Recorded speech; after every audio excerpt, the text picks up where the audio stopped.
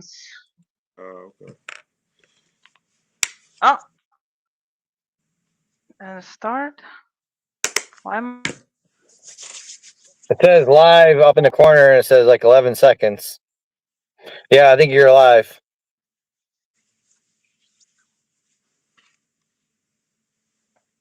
I'll tell you. I'm check your page. how's the connection? Oh, I think, yep. All right, I see one viewer. It did not play the intro, unfortunately, but let's see.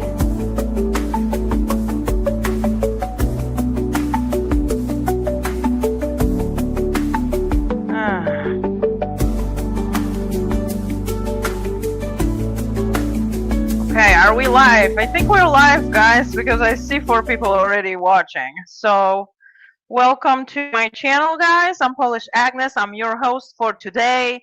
I hope you will forgive me the connection issues. I am currently at the hotel, actually getting paid to do this for once in my life, right? Get paid to But do this? I have some people I'm gonna pick up later. Yeah. So, if I'm going to really bad, I'm going to switch to my phone because my Wi-Fi here is very limited, and I think because it's Sunday, everyone just sits on Wi-Fi currently. It may become hard, but I already have my awesome guests here today. James, welcome for the first time to Polish Agnes team and community. All right.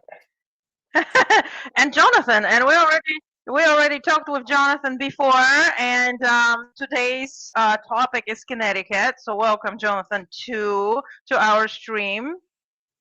Thank you. Thank you for the invite. Appreciate it. Agnes is buffering. I see that. We'll wait for her to come back on, hopefully, and we'll see what she wants to talk about. I'm gonna try to be diplomatic today. Well, I already told you how my day was going, so you know what I want to talk about.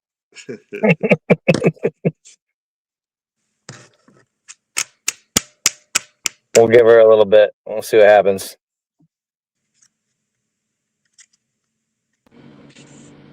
There she go. Oh my goodness. I think this is going to be really tough for me on this computer. So, but I'm back. That seems to be better. Yeah, You're not breaking up. I'm just going to do it on the phone. I have like a bunch of clips I wanted to post, but I don't think I'm going to be able to do this without the phone today. So, let's see. There. Okay. Hold on. I have Mona to stage. So, hi, sweetie. Welcome our patriot Mona. Mona is from Missouri, and she is also going to join the conversation that we're going to have. I wanted to mostly talk about, Connecticut and the fact that Connecticut is very highly democratic, and I do have some clips that I prepared, but there's no way I can do this on the phone. I don't know. We'll see a little later. Maybe my connection is better. But what do we do here in Connecticut? We are trying really hard. The patriots that have gathered into some groups, we are really trying hard to see if we can do something to flip Connecticut red. And like I said already in my previous streams, I would really, really love that because it would help my mental health tremendously. I'm not good in Connecticut, being around a bunch of liberals, and I've listened to a lot of clips when people are literally saying that Connecticut is very miserable and people are not so nice here. People are having a hard time to live here, and this is why they are not happy. And you know what? I was kind of thinking about how my life has been going in the last 4 or 5 years, and to be honest, I'm not really that happy either. I'm not a happy camper around here. But last time when I didn't like something, I just run around with the camera and did a bunch of rallies, and I protested a bunch of things. And you know what? I have changed something. So is 77 million people together with me. We have changed, what we didn't like. So now I guess Connecticut is the next place where we're trying to change something. And James here is one of our really coolest guys and a leader who's always trying to organize bunch of rallies, bunch of gatherings, meetups for us. And I want to see what do you want to pass here, James? What I want to talk about is why is it always the same 300 people that show up at everything? Okay. And what I mean by that is we can only ever seem to get like 100 people to show up no matter what we do, but it's from the same pool of 300. So, you know what I mean? Some of this people, some of those people, but it's always the same pool of people. And I've been trying to do everything I can to get more people involved. So again, for example, I went up to Yukon with Mike the motorhome, with the bus, the Trump bus, whatever you want to call it, and tried talking to some of those people. I went down to Ridgefield 3-4 times. I was in New Haven with the motorhome, Hartford. I was with the motorhome all over the place, taking down people's phone numbers, making contacts, because that motorhome really got people involved. Okay. And then what I mean by that is people on both sides, the Democrat side and our side, that thing was like one of them lights where the bugs are always attracted to. That's how this motorhome was. So I learned something from that. And so I was basically what I would like to do eventually is try to get one here in Connecticut for ourselves, because I can stand out in the middle of a parking lot with a flag, and that ain't going to do nothing compared to what that motorhome did. So what I've been trying to do this year is in the beginning of the year, March, we had an event at a Plainville pizza place because there was executive orders that were coming flying out fast and furious out of the Trump administration. And it was just a lot to keep up with and a lot going on. And we were all excited about it because it was all brand new at the time. So, but again, it was still too cold to go standing outside. So from there, what ended up happening is April, we had our first event at the Cadillac Ranch. It was our friend Steve and myself. We went and hung up some flags. It was freezing cold. It was 38 degrees out with the wind. It said it was like 28 degrees out. Again, it literally had snowed the night before. Again, we didn't care. We stood out there anyway. 40, 50 people showed up. A bunch of people who we had never seen before came. And the reason why we like going to the Cadillac Ranch was all the people down below us on the highway, 84. 84 is really the only main east and west highway that we have in Connecticut. So with that being said, everybody below us has to see us. And we're able to decorate behind the Cadillac Ranch, decorate the bridge. And what that ends up doing is that actually particular time, I think it was in April, we got somebody to stop and came and joined us. And, that lady turned out to be head of an RTC. So she can go back and, share what she saw with us to them. And all I've been trying to do all along is gather people together from all parts of this state. And the Cadillac Ranch is basically in the center of Connecticut. It's an hour from any direction. And like I said, it's got the highway next door. So that's what I've been trying to do is go there. So like I said, we had our first event there in April. We had another event there in May. We had another event there in June. And what we've had, like I said, the one that we had in April, we had a snowstorm the night before, so people didn't necessarily come. In May, we had a rainstorm for 10 minutes, literally 10 minutes. But people saw that there was rain, I don't know, in Enfield, wherever, some other part of the state. I'm like, listen, it's not going to be raining here in Southington, which is where the rally is. Who cares if it's raining where you're at an hour away? It's not going to be raining here. Some people didn't come out. In June, we had the motorhome there, and we had a great turnout. I mean, all different kinds of new people. Another thing that I've done too is I joined X. I didn't want to switch platforms because I've been mainly on Facebook, but I saw everything kind of being stagnant over there on Facebook. So everybody kept telling me, get on X, get on X. So I did get on X. And what I learned from that, even though at this particular moment that I'm going to tell you about, I only had 80 friends at this particular time. So even with 80 friends at that particular time, what ended up happening was I was out supporting somebody who was locked up for having an unpopular opinion. And the guy's name was John Flynn. So what ended up happening with my mere 80 friends that I had on X, that message got shared out far and wide, and over 10,000 people saw that message within about 7 days because people on X were sharing that.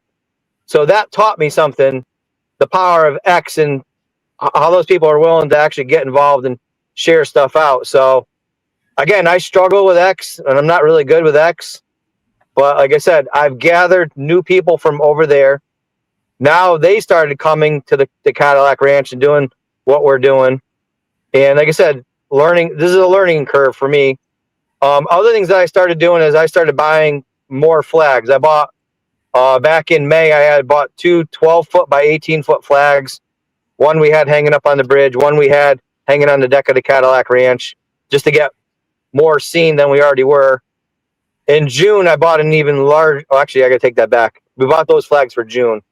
And the last event we had there myself, I had a 15-foot by 25-foot flag hanging over the bridge. It was absolutely huge. It was hard to ignore. We had the motorhome there in September. And what I learned from that was, yeah, it was supposed to be crappy storms and this and that. We only had 30 or 40 people show up for that. I don't know because it was the rain or what.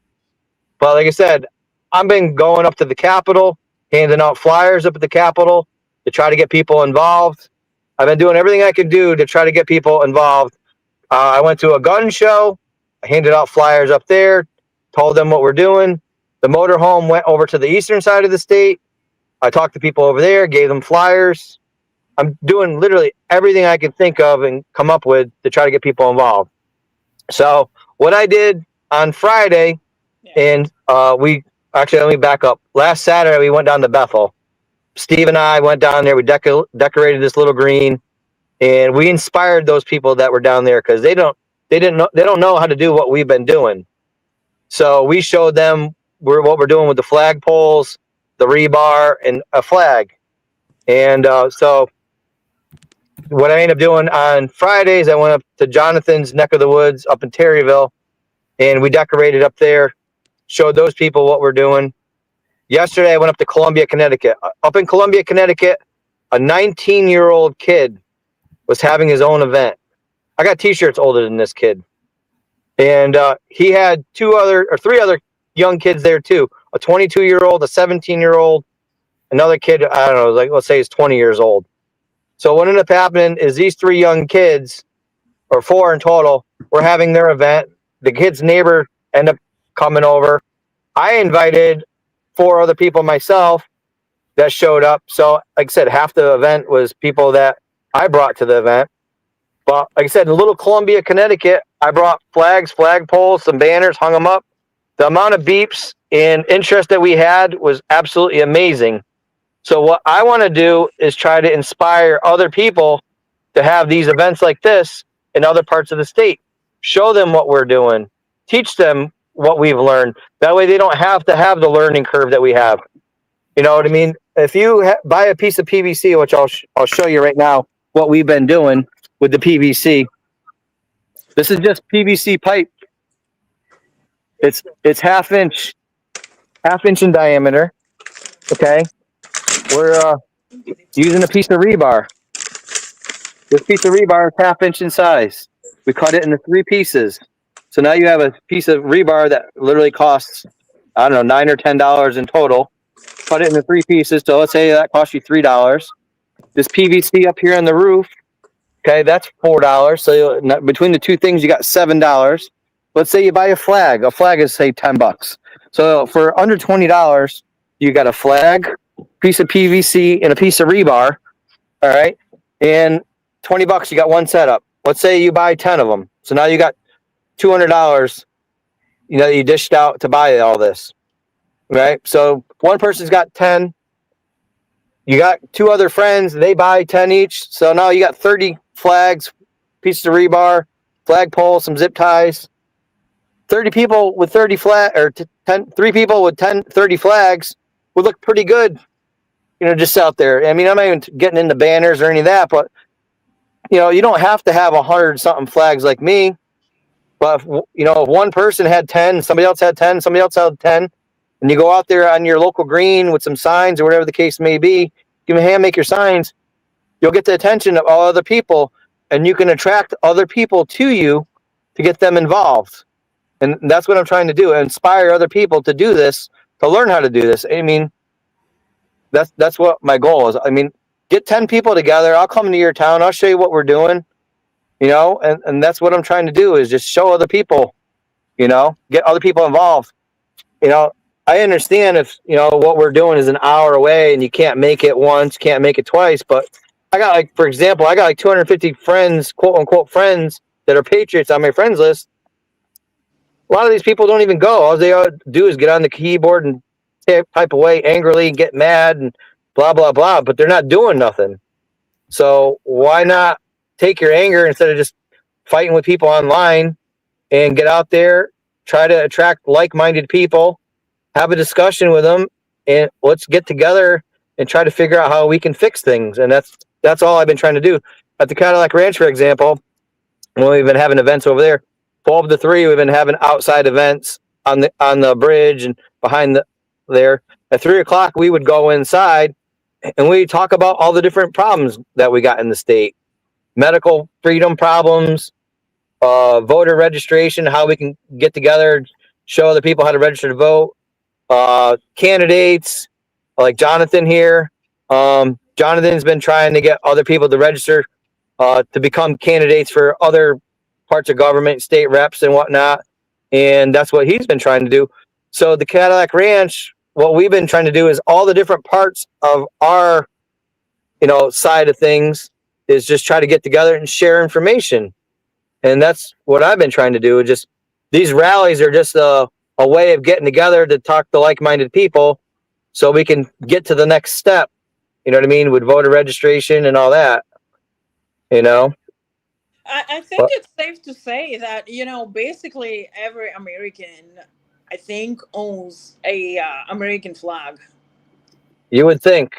I mean, and if you don't, it's not really that hard to find a flag, and but even if you don't have the flag, just show up without it. We have plenty of flags, you can wave one, so 100% agreed. yeah, it's not that big of a deal. What we really need from people is to show up. What we really need from everyone is to come on and talk to us and try to make change, help us try to get everyone to register to vote, because the voting, it's hard here in Connecticut. I don't think enough Republicans go out and actually vote. And as a matter of the fact, I was sitting yesterday in a restaurant, and I was sitting at the bar because the restaurant was full and I couldn't get any table.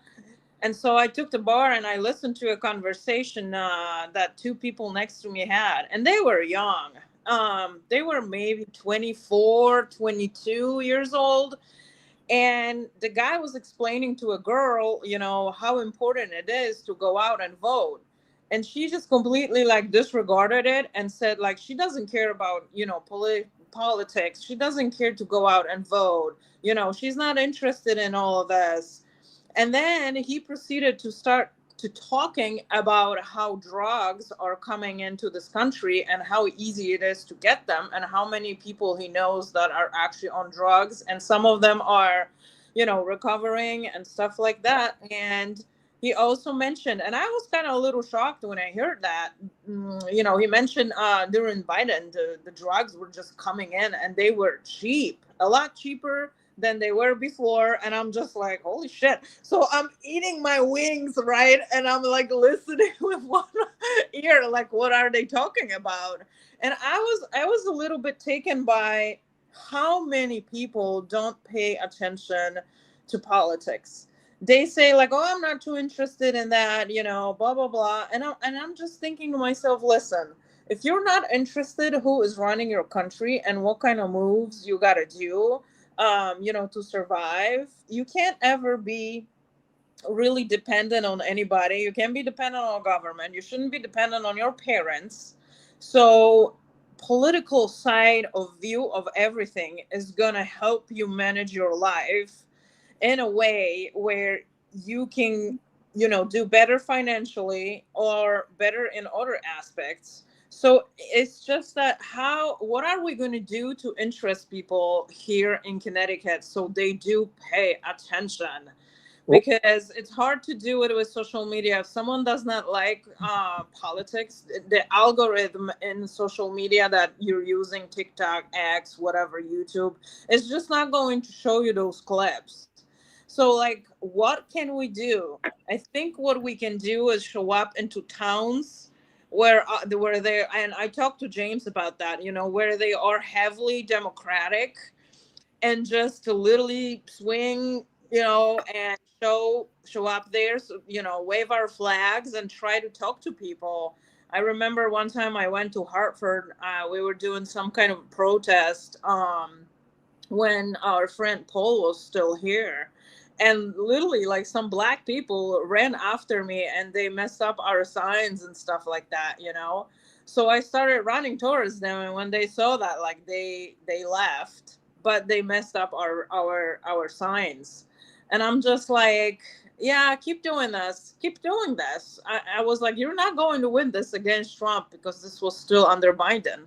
So I am trying to figure it out on my side here and on my own. What can we do to get these people being interested and have Republicans in this state being more aggressive to, towards the voting, towards doing something so we can switch. Unfortunately, a lot of people that live here, they are older people. And those guys have no idea currently what the Democratic Party is all about. They still live in 30 years ago, in this mindset that Democrats are good, and they are unfortunately not. So they only get, Agnes, they only get access, in most of your older folks only get access to CNN, MSNBC, and mainstream media, so they don't know. But I've discovered something while planning my event for Branson. If you plan an event that's not around politics, okay, and people come just to have a good time, at that point, you've got a chance for that one-on-one conversation. You've got a chance to talk to people who are not necessarily there for anything political. I have got so many people in this town so excited about coming out and doing a paint by numbers mural. We draw the mural on the wall, and everybody comes and they donate $5 to get a chance to paint a spot on the mural. People are so excited about coming and painting on a wall. What they don't realize is they're walking in to a mega patriot rally of like-minded people with the one goal is, number one, love them simply because they breathe, and to inform them that of things that they might not be aware of because all they ever hear is MSNBC and CNN. So you don't plan your rally for a flag wave. Only patriots are going to come to a flag wave. You've got to get where they are. You've got to bring them to you without the idea that it has anything to do with politics. Mine is all about bringing veterans and first responders together and thanking them for their services and what they do. But with 500 people there, we're going to change some minds. We're going to be passing out constitutions. Okay? We're going to be talking about our Patriot Convoy movement we had back in the 21s and 22 times.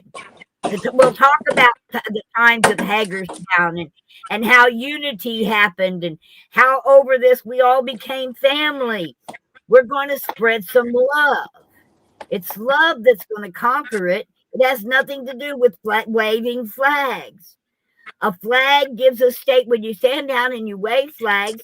The only ones who are going to show up to stand with you are like-minded flag wavers. I didn't want to bring just patriots to my event. I wanted the whole dang town to come.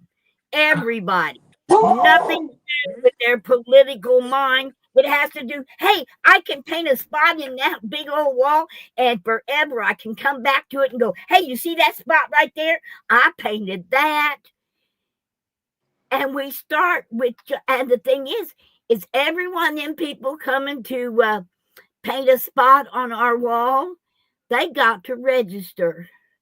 Okay, which means I get their name and their email address, and I get the tickets that they get for pulling out for their prize winnings and things like that at raffles. I get their phone numbers, their names, and their phone numbers. But they didn't come to wave a flag.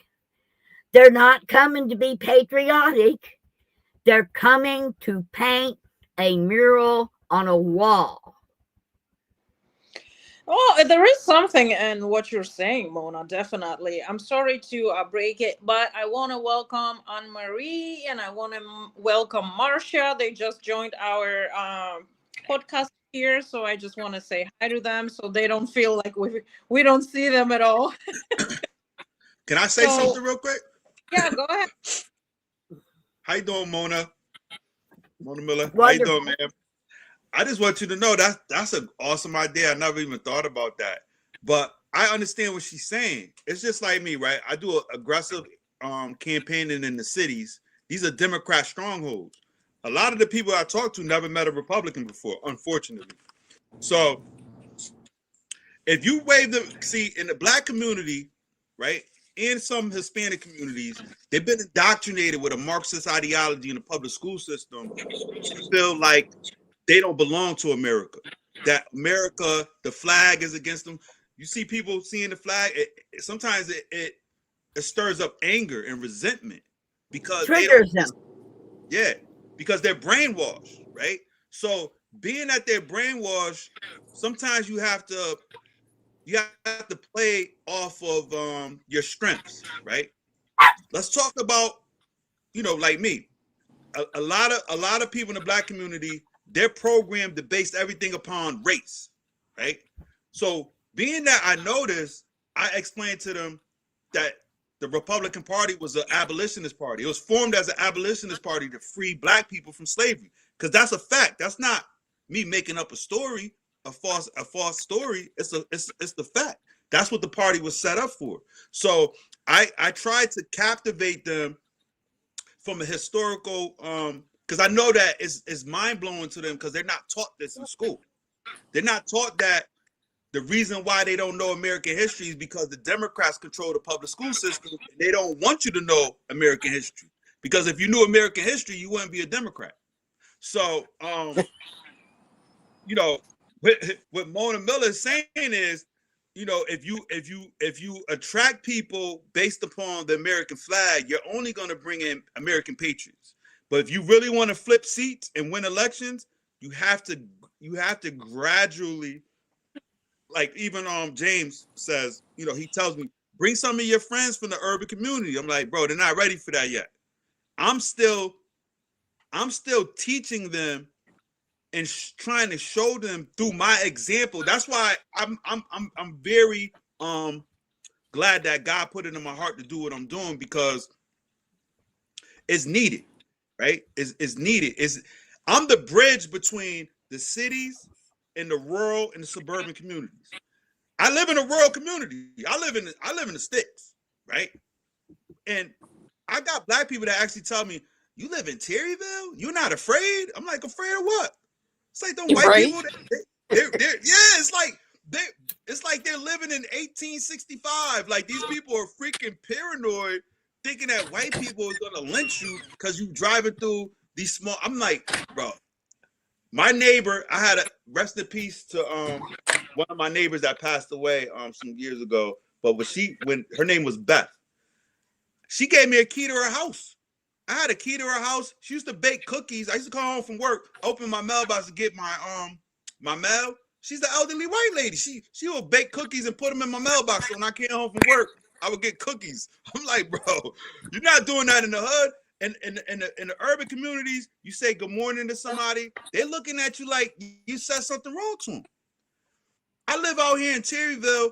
My white elderly lady neighbor, I got a key to her house. She's baking cookies, putting them in my mailbox.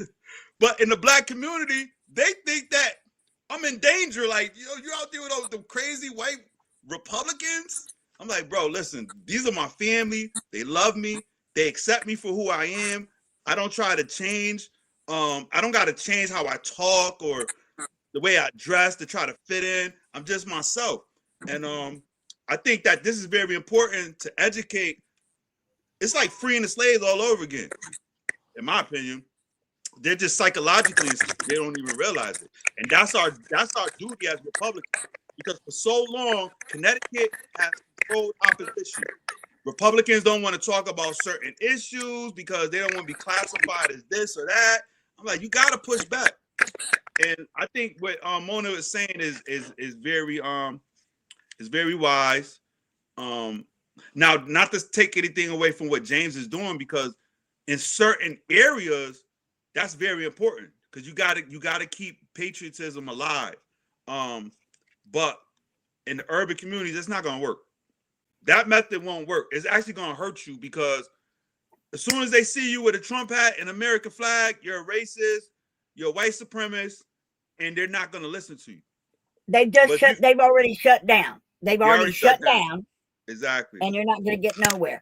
Exactly. And what I'm finding is that this simple thing of finding a wall, getting some artists to draw a picture on it that needs to be painted, put numbers in it, and invite people to come out and paint on a wall. Mm-hmm. Legally be able to paint on a wall. Mm-hmm. You'll get people from all walks of life with all different kinds of mind thinking. You know, you want to save the sinner. You don't go preach in a church. You go preach in a bodega. Okay. You want to get the black vote. You got to go to the black community. You've got to speak their language. You know, offer them a meal of greens and chitlins. Okay, we're gonna have a greens and chitlins feed. You can't change somebody's mind if you can't get face to face with them and show them your heart, not your patriotism. Yeah. It's love that's going to conquer this. Just like you said about, people think that they're going out to kill you or whatever.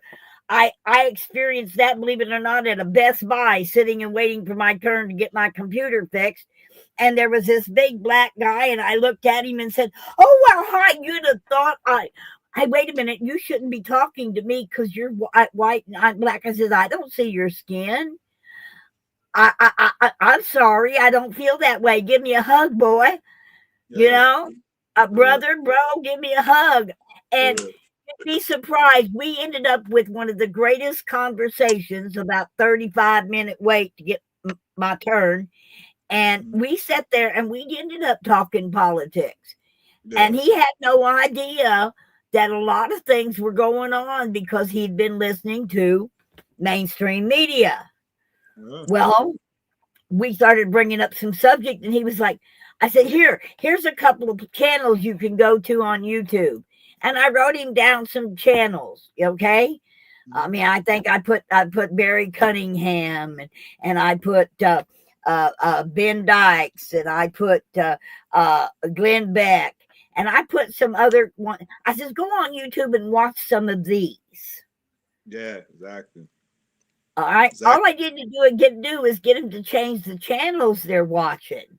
Yeah, they're being brainwashed. Yep, right. Right, because once your eyes are open, they won't close again. No. Once you see it, you can't unsee it. But if they're not looking, and you're not where they are at. That's why I'm so excited. This event comes up November the 8th, and all over town it's the buzz.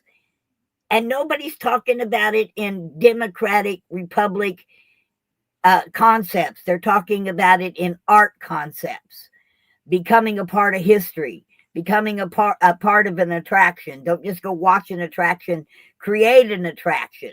Because ours is an I Spy wall that makes people come over and actually have to look to see what they can find. And in that whole realm of things, people are going to get a chance to talk to us patriots. They're going to get to see the love that we have for them. I don't care what your politics are. I'm going to love you because God gave you breath. And that's all that really matters. And let's start with that. Can we love one another? And from that, we can build on unwiring their hardwired programming. Okay? We can create a glitch in their brainwashing. And all we got to do is create one little glitch, and it'll grow from there. But you've got to get people to come where you are. I don't know, Mona, if loving everybody is actually possible. Because I do not know if I can love transgender. Yeah, I don't want to. Again, the problem we have, Connecticut, maybe Missouri is different than Connecticut, but we are very polarized here in this state. Usually, they're on one side or the other, with a lot of the middle not caring about anything. And I wanted to bring that back to what we were talking about earlier with elections. From what I understand, generally around Connecticut, there's only like 20% of the population voting, give or take. You know what I mean? And I was talking to Steve Oresco, who's running for the mayor of New Haven, a couple weeks ago. I went down to his event and I talked to him up in Hartford. And he told me, this is what he said. He said only 8% of New Haven votes. Wow. 8% votes in New Haven. Again, New Haven's one of our bigger cities in this state. And only 8% votes. You know what I mean? So, and then like I said, I know Jonathan's from Waterbury, and I know over there only like 20% votes. And again, I was talking to a kid down in the valley, like in Seymour or Naugatuck, one of those little small towns, and he was saying the same thing. They only had like 18% or something of the people that voted down there. It's just lack of interest in all of this, which again could come back to what Mona was saying about using a different way of attracting people, and I get that too. But also too, coming back to what you and Jonathan were both saying, if we go to other places, what we need to do, I think starting with the Republican towns and using those. Yeah, somebody's doing whatever. I don't know what that is. Both YouTube and StreamYard on. No, not me. If you're on StreamYard, you gotta silence YouTube. Yeah. So what I was thinking is if we can go around to some of the Republican towns, gather up some patriots. That way, like for example, I was telling you about, we went to Hamden earlier today, and there was like 70 of them and like 10 of us, and we were way outnumbered. But if we went to some of the Republican towns first, gathered up some people that are on our side. Okay, so it's not like we're looking like we're weak because there's only 10 of us and there's 70 of them. So we can gather up some patriots from some of these Republican towns and then go to, you know what I mean, the cities that are liberal and whatnot. So it doesn't look like there's only 10 of us there. We maybe got 50 or 60 of us that can go to some of these places. But I think we need to go get some numbers on our side, which is what I was talking about earlier in this podcast. Whereas it seems to be we're in the same different group. So with that being said, here's another thought.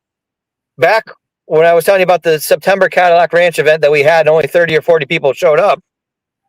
8 days later, okay, there was another event because from when we had our event on Saturday, Charlie Kirk got shot on Wednesday. Then the CTGOP had an event there the following Sunday, which was 8 days later. And that place was packed. That place was beyond packed. I don't know I was told by Graham there was 10,000 people there. Meanwhile, like I said, the week before, I couldn't get 40 people there. Meanwhile, like I said, all the events that we ever had there, we maybe had 100 or 200 people there. So let's say they even only had 3,000 people there at the Cadillac Ranch after Charlie Kirk got shot. That showed me that we do have people, they just will not come out. All right. With that being said, a week after that event, there was another event in Glastonbury that Jonathan spoke at.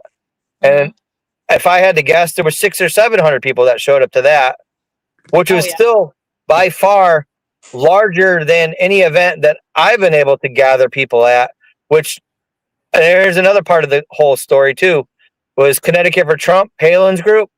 Palin's group had 7,200 people in it before Charlie Kirk got shot. And again, Palin's group would only, I don't know, maybe to get 30 people a week that would join it. Was very slow growth. It took them, let's say, 10 years to get to 7,000 people. After Charlie Kirk got shot, I watched that group grow 3,000 people in 30 days. So his group grew by a third in 30 days. So that showed me that we do have a lot of people that are interested in being on our side. And I've talked to people too that have so many Democrats that have swapped sides, but we need to get them up off the couch and actually involved, because being just on the keyboard typing mad and angry is where I was a year and a half ago. You know what I mean? Somebody would say something or put up a meme and I'm mad and I'm angry and I want to get my viewpoint out there. And I'd spend 45 minutes writing all the different points that I was right about and all these different things. And then afterwards, after a while, I realized these people probably aren't even reading what I'm writing. I wasted all this time writing stuff. And that's what finally got me involved and up off the couch and finally going to my first rally and event. And again, I remember meeting you there, Agnes, because our mutual friend sent me so many of your videos of all the stuff that you used to put out there. I felt like I already knew you, even though I never met you before. You introduced me to a bunch of different people at the first Rocking Horse event that we went to. And that's where I met Jude and Ann and a bunch of other people. Yeah. But the whole point of that was I had to get mad enough to get up off the couch and get involved, because I figured out that just typing stuff on the computer wasn't going to fix anything. And my way of getting involved was going out there, doing flag waves, helping Steve out initially, learning what Steve was doing. And that made me feel better, not just being at home arguing on the computer with people. And again, going out there and seeing other people, the big smile on their face, you know what I mean? I felt alone for 2020, 2021. And, you know what I mean? And then finally I went to the Marjorie Taylor Greene event up in Plainfield late 2021. And I saw there was 3,000 people there. And that showed me that I wasn't alone, but I just hadn't found my tribe yet. So from 2021 to 2024, I was looking for those people. And in 2022, when the truckers went down to DC over at the Cadillac Ranch, people organically just showed up. And there was 500, 700 people that showed up there just organically, which again showed me that we have the people here in Connecticut, but they just don't seem to come out for whatever reason or not involved. And that's what I've been trying to do, is have these events that try to attract like-minded people so they could see, because not everybody's on Facebook, not everybody's on X, not everybody's on Rumble or whatever true social. But if you see me driving by on this side of the road, maybe you'll stop and talk. Maybe we can gather you in. Maybe you won't come this week, but maybe you'll come next week to the next event that somebody's going to have there. I can't beat everything, but what I want to do is go around to different towns, try to show people what we're doing, inspire them, get them involved, make a contact, get a connection with them, get their phone number, get them to connect to me, whatever platform they're on. So when we do have an event somewhere, I can invite them and get them to come, and I'll likewise go to their events or bring people to their events. Like I was just telling you, I went to Columbia and I brought 4 people to that yesterday. And again, I get it, last minute, everybody can't show up. But if I got 100 people that I can go through my phone and 5 or 10 show up, that can make a difference. And then those people that are there in that town can see what we are all trying to do. I mean, I don't have the big platform like you have, Agnes, and Jonathan's he's got a growing platform as well. I don't have that. I'm not running for nothing, but I want to connect everybody. And again, I've been doing everything I can to connect people to Jonathan, because I think he's going to win. I have that in my heart. I feel it. And if we can get more people to get involved, I'm not even in Jonathan's district. The people don't have to be in Jonathan's district to help him out. And that's the message I'm trying to show. That along with voter registration, I've been helping Lorraine Herger and Anna Hearn, who are both doing voter registration. We got our other friend Matt, who's making up stickers with the QR codes of the state of Connecticut. And again, these are all small things that aren't costing a lot of money that we can all do by connecting people. Yeah, exactly. Jonathan's got holding up the sticker. These are all small things. And like yesterday when I was in Columbia, I was handing out those stickers, giving them the speech, and just talking to people. For example, John Garland, who I got introduced to, had a talk with me back in April, which really struck a chord with me.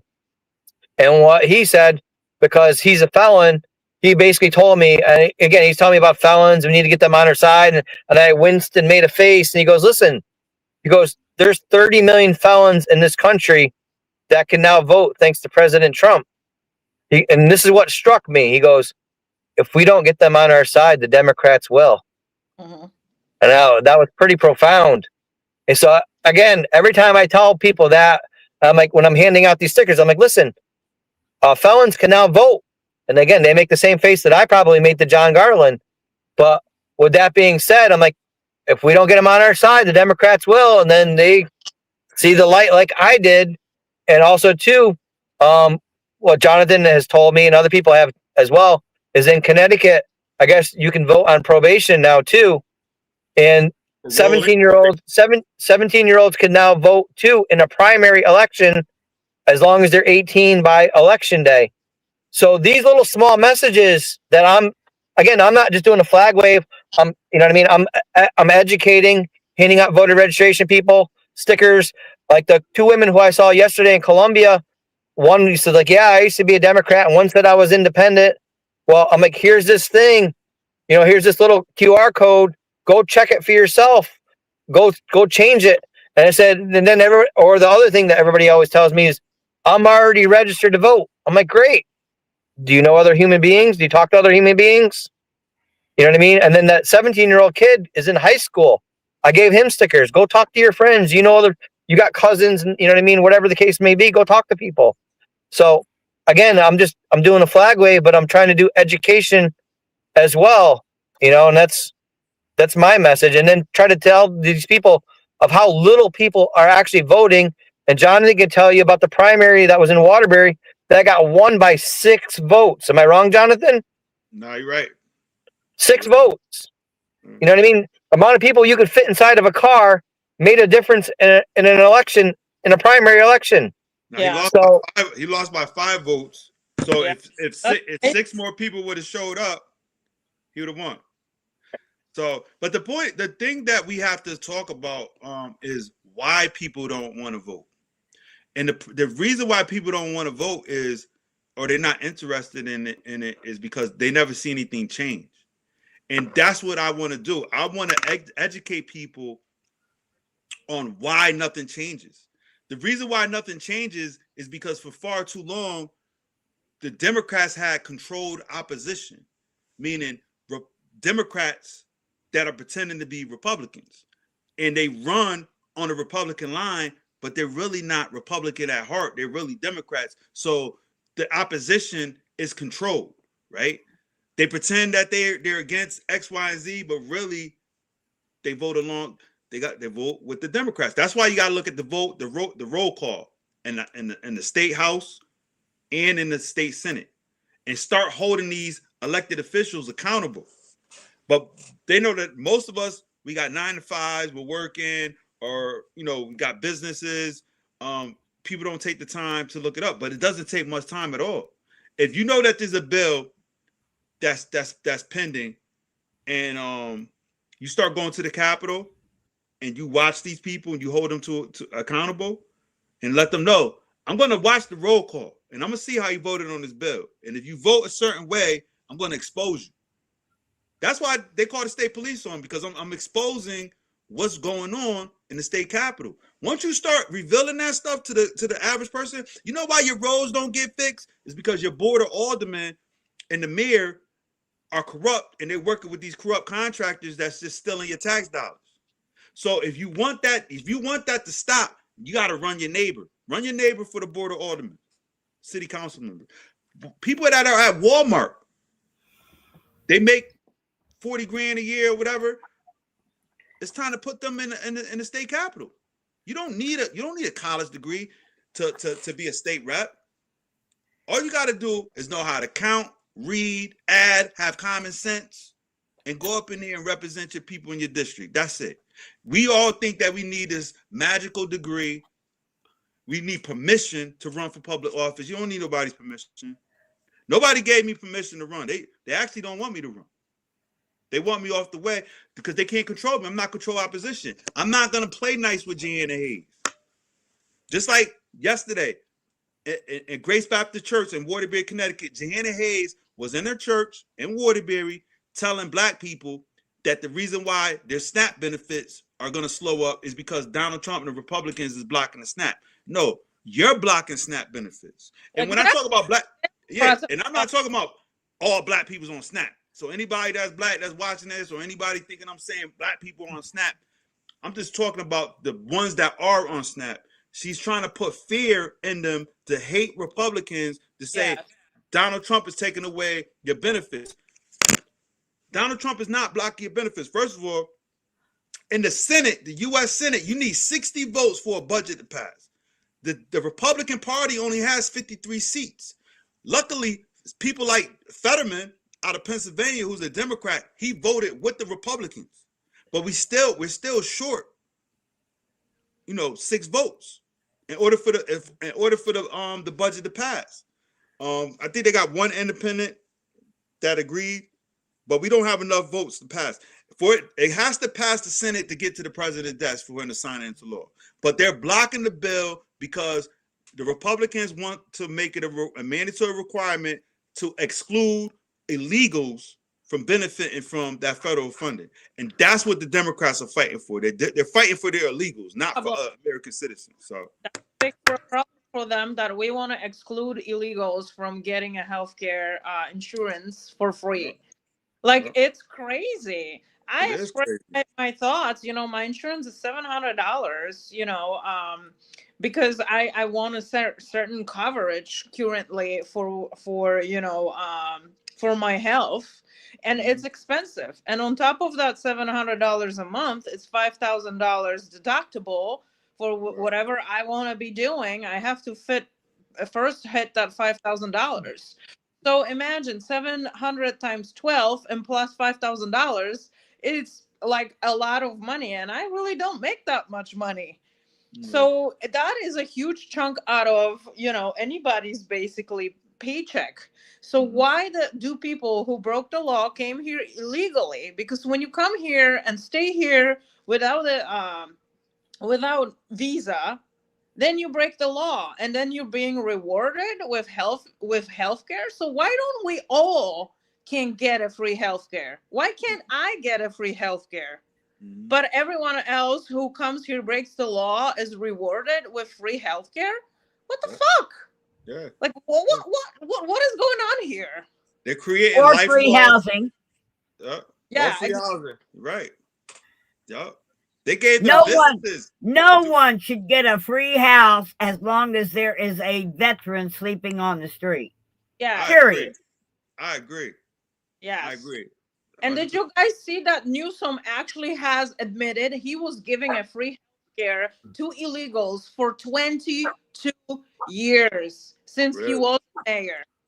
He admitted in California. Really? And I'm like, what the fuck? What? Yeah, that's nuts. That's crazy. With all that homelessness going on in California, you was giving it to illegals?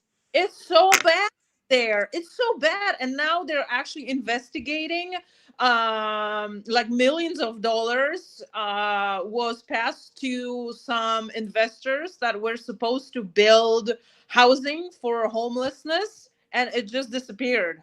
It was never invested in those places where they wanted to accept the homeless people. So now there's a huge investigation actually launched, and I was like, finally, thank you. And then now also, Trump has said that he is going to send poll watchers to California, so they're not going to set up, illegals voting. Newsom is going nuts.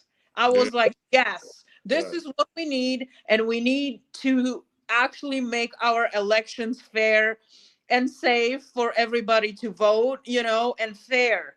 They Right. need to be fair. This is not a third world country when you can just freaking do whatever you want, buy votes, buy people that are gonna vote, like, this is America. We should Yeah. be example to the whole entire world how we do things, and we cannot have an honest election. Like, what the hell's going on here?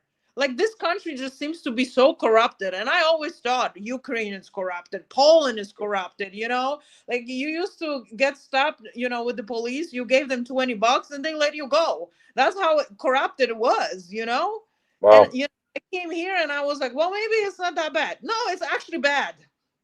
Yeah. Did you hear about the super train they had in California that they've been working on forever? That's, I don't know how many times over budget, and basically they're just stealing the money. No, I didn't hear about that. Yeah, look at that. California, there's a train that's supposed to have been done like 10 years ago. I don't know, it could be billions of dollars. And it's nowhere near. It's, I think Trump may even just recently said, "No, what, no more money for it." But like I said, it's, you have to look it up. There's a super train that was supposed to happen in California. And what it comes down to, they just are stealing the money that was, you know what I mean, that they were given from the federal government. Mm-hmm. So, Anne Marie and Marcia, are you guys there? Yeah, I am now. Okay, perfect. You I was having sounded phone issues. Yeah. Marcia? Oh yeah. Yeah, Yeah. I'm here. I'm here. So what do you Let me ladies think about illegals that are set up for voting and get free healthcare? I definitely am against it. You Yeah. To- Yeah, we have, they say it's not a sanctuary city here, but we have, I believe, a very large community of illegals. And I pay my taxes. I, work, and I don't like to see taxpayer dollars wasted. And my mother came here legally, right? Tell them where here is, Marcia. Oh, my Norwich, right? My, Yeah. actually, my father was in the military, right? But he came to the she came to the United States legally, and I was given that question at a debate. Would you cooperate with ICE? And I said, absolutely, I would, cooperate with ICE. We're Americans, right? And I got there were a lot of Democrats in the audience, and they were like chattering. And then someone went, wow. And I went, yeah, wow. Because they're changing our culture. There was one story, if I have a minute to share, of in the newspaper of a woman who complained there were no Creole translators at the welfare office because she needed money to pay her mortgage. And I thought, well, you know what? That would be nice to have someone pay for my mortgage, right? And Wait, she yeah, wanted someone to pay for her mortgage? How does that work? that's what I was wondering, but it was in the paper. Her direct quote was, if I can't get welfare benefits, how am I supposed to pay my mortgage? The Oh, government, the government's not your daddy. And oh I my was like, wow, right? Like they were. Yeah. And then we have a lot of crime here, not just because of the immigrants, but also we have casino gangs, and it's not safe. And there's a lot of support for the immigrants. In fact, during that debate, the Democratic candidate said, "I don't want to see the people of Norwich being kidnapped by the ICE." And I was just like, right, and the problem here is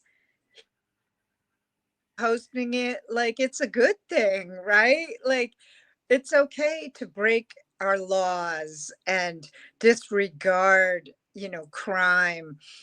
I That's just where I stand. There's a way to come here legally. There's a way to be legal. I don't agree with resistance as representation because that's what it seems like he's doing. Almost radicalization, I love my neighbors, most of them, right? But if you're not here legally, that's a crime in of itself. So that's where I stand. I agree with a lot of what everyone's saying.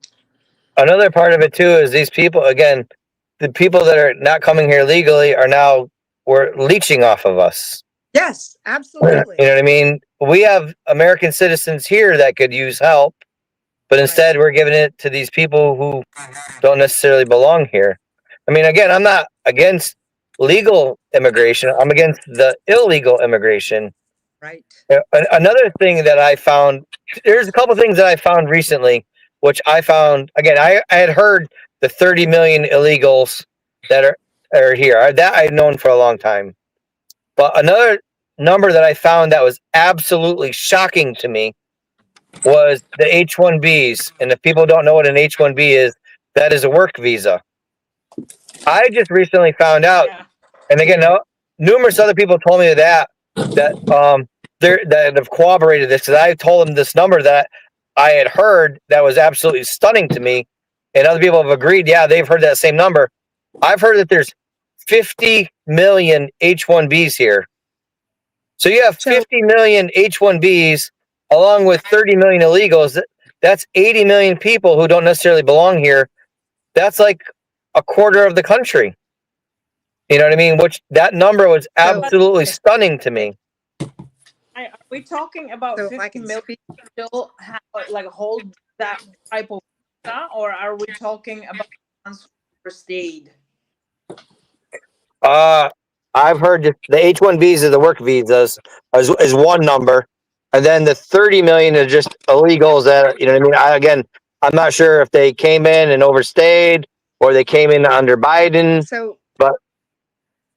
But Marsha can tell you that she's been a victim of the H-1Bs because she can't find a job or couldn't before. Right. So I'm a contractor in tech. Okay. I've worked for, State Department of Education revenue. I've done some public sector contracts, but in the private sector, I work with like Intel, who gets a great amount of H-1Bs or microchip. And it's not just India, although a lot of H-1Bs now are mostly, from that area. They're bringing in people from, say, Canada, right, or anywhere like that. And I was actually not given an opportunity for leadership position over someone who was a H-1B holder. And I was like, I got my degree here. I paid into the education system here, and I don't get this opportunity, right? I have more experience, right? And more education, you know what I'm saying? And I didn't get that opportunity, but he did. So I noticed that. I was at Pearson when they first started offshoring people. So let's start there. So they got rid of entire departments for sure, because it's cheaper. They don't have to pay the benefits. And I thought for sure that, like, in the public sector, in government, they wouldn't be able to offshore that. But then they were bringing in people with H-1Bs, and I'd go to interviews, and they have a hierarchy. They really do. And they like to hire, other people who are from their area, country, whatever. It's not racist. It's what really happens. And the final one was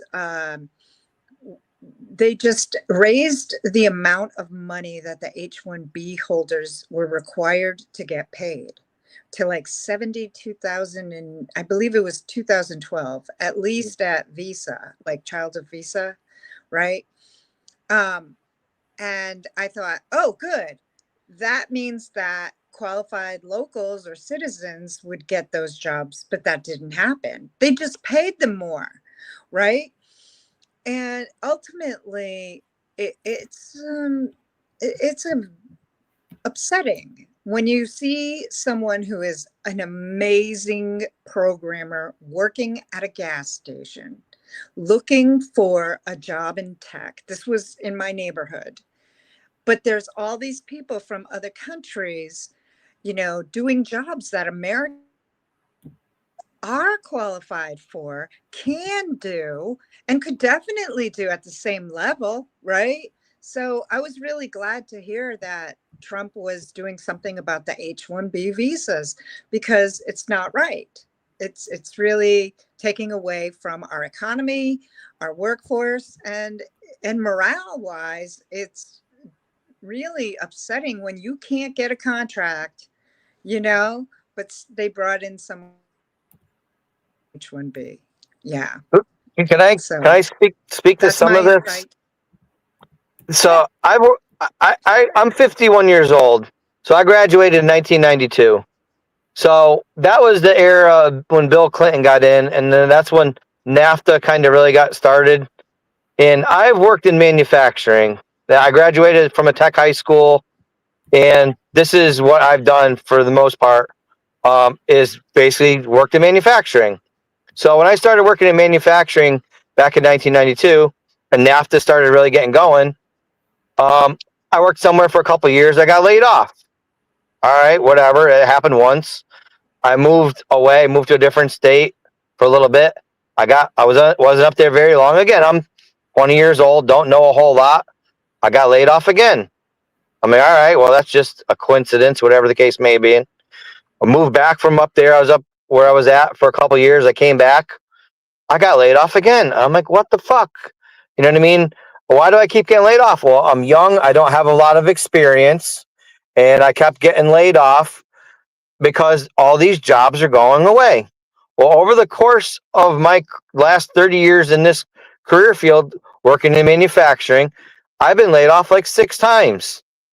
And again, because you can make stuff in other countries and ship it back here. Well, again, I was very naive. All I know is I kept getting laid off.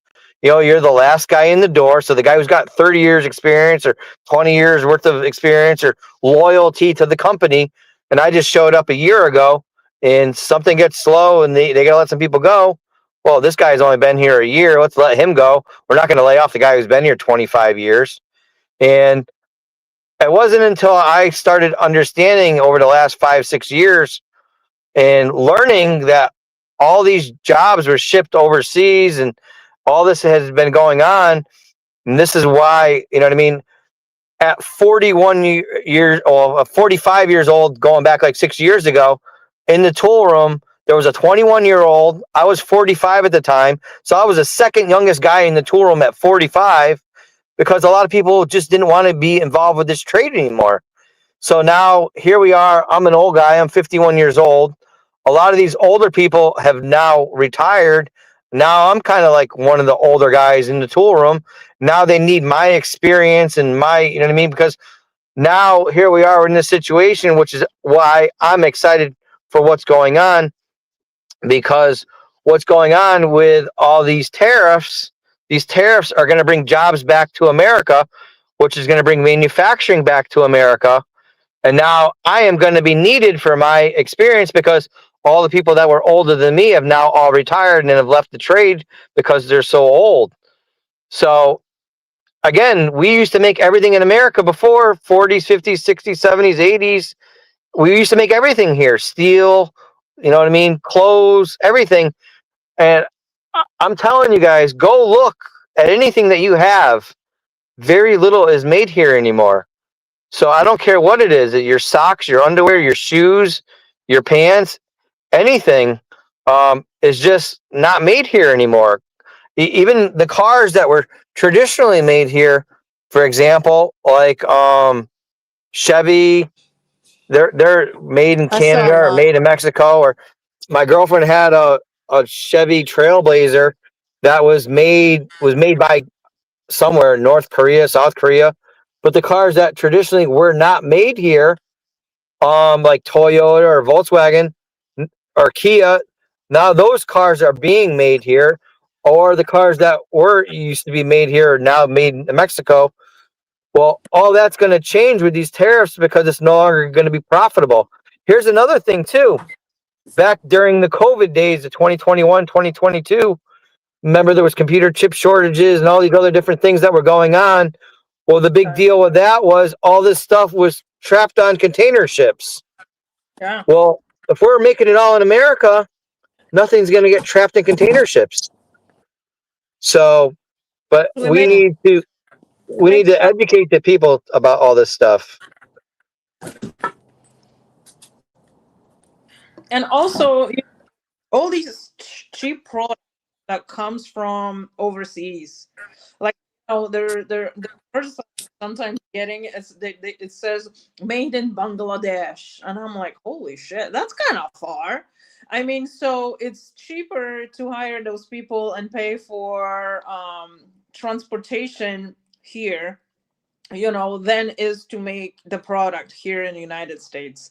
I get it. We are going to be paying for it a little bit more because obviously you have to pay your workers, probably your cost of running the whole entire company is going to be more. But you know what? To be honest with you, instead of me buying a shirt that is $10 and it's literally going to get destroyed in a laundry, I'm okay paying $20 to $30 for a shirt that is going to be 100% cotton, and then I don't have to worry about it, and at least have it for a year or two. I'm completely okay with that, and whenever I can, I'm always happy to buy American stuff, but you can't really find it that much anymore. Like Right. you, so I And, hope. and that's another thing you got to be careful of is very slick wording. The wording where it's made in America or assembled in America with globally sourced pieces. So basically, what that means is all the pieces of this, whatever it is made elsewhere, and then they bring all the pieces to America, and then somebody just puts all the pieces that are made elsewhere together here. Like for example, if you look on some of the tools, like DeWalt tools, I've noticed it on made in America with globally sourced materials. So what that means is all the pieces of let's say the drill are all made all around the world. So they bring all the 200 pieces of this drill here in America, and somebody just puts the pieces together that are all made elsewhere. So you got to be very careful of the wording on what it says. I I'm totally I'm more agree. disturbed that I'm more disturbed that in a lot of the third world countries, especially, they're slave labor. I mean, they're using kids. They're that's why they're getting it there, because they can get it cheaper. And it's like, I'm sorry, but when everything was made in America, we had pride in what we were doing, and we were very careful about everything that we did. We didn't pollute the area. They don't care. They're killing children out there, and that's really pissing me off. So I'm really Well, hoping Trump puts a total end to all of that. They well, think he is. Well, I know that he's bringing manufacturers in here to start very large companies. I don't work anymore, so it isn't going to impact me other than as a customer. And I don't like buying crap that breaks in a year. well, you make a good point there too, because I used to, again, out of like the top 20 most polluted places in the world, 16 of them are in China. Right. Okay, so with that being said, somebody had written something that struck a chord with me, and I'm like, well, basically, China is the one making everything in the world, so it only makes sense that they would have all the smog and the pollution over there because they're the ones making everything for the whole entire world there. Yeah, but it Which- blows across the Pacific Ocean and comes straight to California. Right, agreed. But the whole point was that's why it's so polluted there, is they're the ones making all the stuff for everybody. And again, I'm not saying they're doing everything in the right way, but I guess if you're making stuff for the whole entire world because you're making cheap stuff, probably using slave labor, like you're saying, like I said, I guess that makes sense. And again, in America too, from China, I remember toys coming from China with lead paint on them for kids. I remember the drywall down in Florida that when they were having houses built after a hurricane, and we couldn't get drywall fast enough, so they imported it from China. Then a couple years later, the houses had to be condemned because the drywall is toxic. I remember dog food coming from China. Then people's pets were dying because the pet food was contaminated. These people don't have standards, or they don't care. Or what would end up happening was they would say catch it in a port in Louisiana, then they would ship it over to California because they got caught in here. Well, then they got caught over there. Well, they brought it to New York. Well, then it snuck through in New York. I mean, that's what they were doing with all this stuff that, you know, was basically poison to us, but they would move it around to different ports so they could get around, you know what I mean, not getting caught. So if I can say something, I was making digital robots, and the servos came from China, and they were like $1 a piece, very cheap. But there's no reason we couldn't make that here. So I started looking for made in the USA similar products. And these are like the helicopter or RC car servos that they use. There's like a motor, like a stepper motor.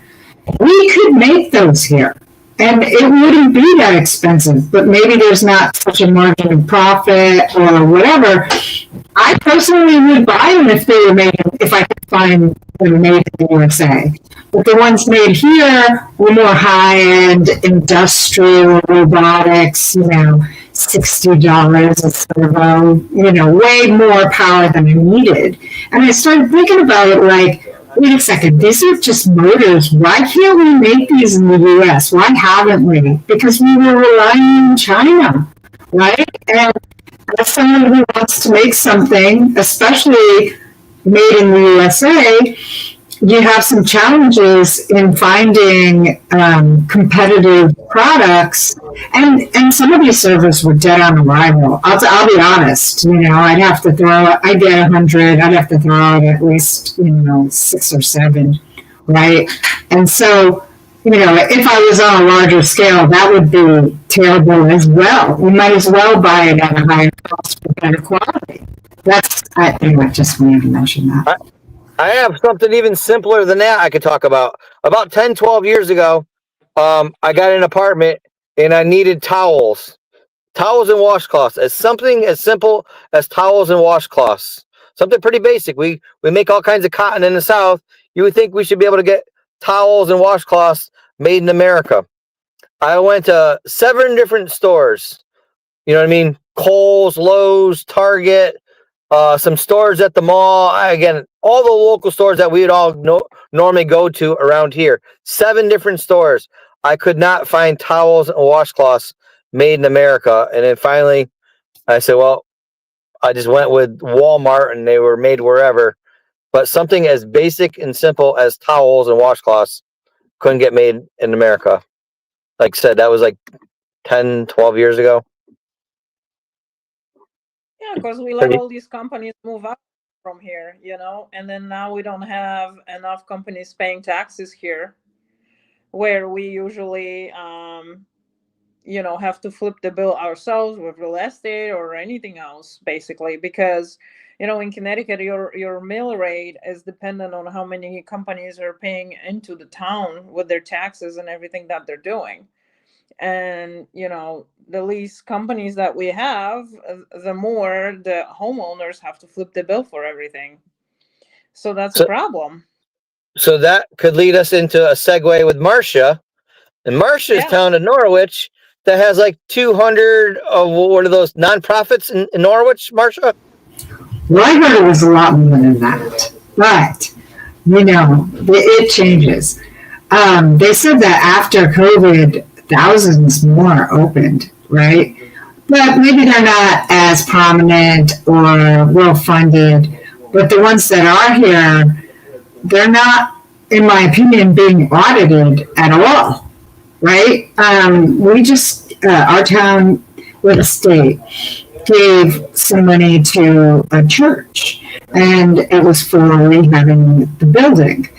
And they said in the newspaper publicly that they would be using those funds for ESL, for teaching English to their congregation. And I was like, no, you're not. What is this? And to say it outright in the newspaper, like, you know, the nonprofit got these funds, and then for them to say, we're not using them for what they were determined for, like, who's doing the audits on these nonprofits?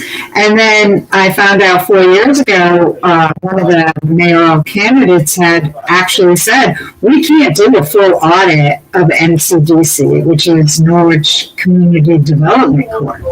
There never has been one. We can't do it because they're a nonprofit. And the current mayor, the one who won, Pete Mestrom, said, well, I fully trust the comptroller. Well, that doesn't matter. We're giving them monies, they're getting grants, they're getting all kinds of monies to do these projects, and we can't audit where the money's going? That seems a little, you know, to me, I heard something that the state was now looking into audits of nonprofits, right? But can you imagine? Like, here you go, $7 million to improve the waterfront. Oh, don't worry, you won't be audited. You know, because you're a nonprofit, right? Mm-hmm. Yeah, it's a big problem. I mean, I also think you guys, you know, like it's crazy with you know, permitting and zoning and environmental reviews to just even open anything here in Connecticut. It is so freaking hard to open a business here. And then like you can't ever predict your tax. What is it going to be? How much is it going to be? You know, and they also ask 6.35 sales tax, which basically is any type of service or any type of business almost, you know, that needs to always basically pay that. I mean, what do we do to like have even like smaller people, you know, entrepreneurs opening any businesses here? Like, we need businesses in Connecticut, because I do feel like a lot of people left Connecticut. They left during COVID and right after COVID, because whenever the real estate boom happened, you know, your house went up so much that you could easily just sell your house and move somewhere else. So I don't think we have tax clarity and stability really in Connecticut or anywhere else at this point. So, you know, people can open. Yeah, like to simplify the regulations. Like I wanted to open, I mean, it was not me personally, but my boss, I wanted to open a liquor store. Okay, because that's one of the most profitable businesses, basically. You know, you can't go wrong on a liquor store. And it was absolutely impossible to open another one because they were like, oh, we have too many in a town, you know, and this and that and the other thing. I get that. I get there's too many, but, you know, it's a business. And yeah, I get that, you know, people shouldn't maybe have such an easy way of just getting an alcohol. But at this point, you have to also look at the point where people wanted to create jobs. You're not letting them because you don't like the business that they're trying to open. You know how many vape shops has opened on the Polish street where I live? It's disgusting. There's at least 10 of them on Broad Street here in New Britain, where they're selling a lot of different products. I'm not quite sure if they're selling anything with weed, but the whole entire Broad Street now stinks like weed. And that's all the business that they're basically allowing to open. Another business we wanted to open was pierogi. It was a restaurant that we wanted, and that would make only pierogies with certain different type of fillings, not not only the ones that Polish people eat, but a lot of different ones.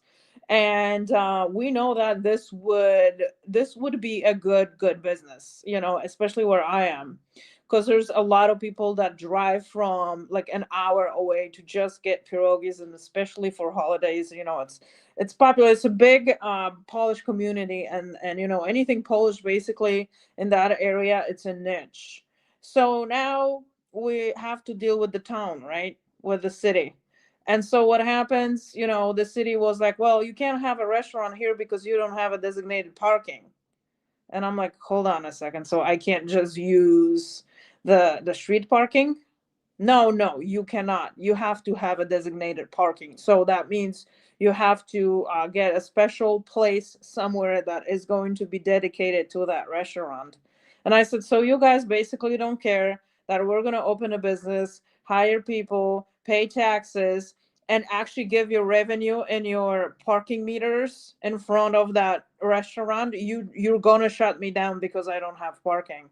And then I talked to the inspector, and he said, I used to work in Waterbury, and Waterbury doesn't have that, permitting or whatever you call that you can have restaurant or you can sell food anywhere basically. But if you want to have a sit down restaurant in New Britain, you have to have a designated parking.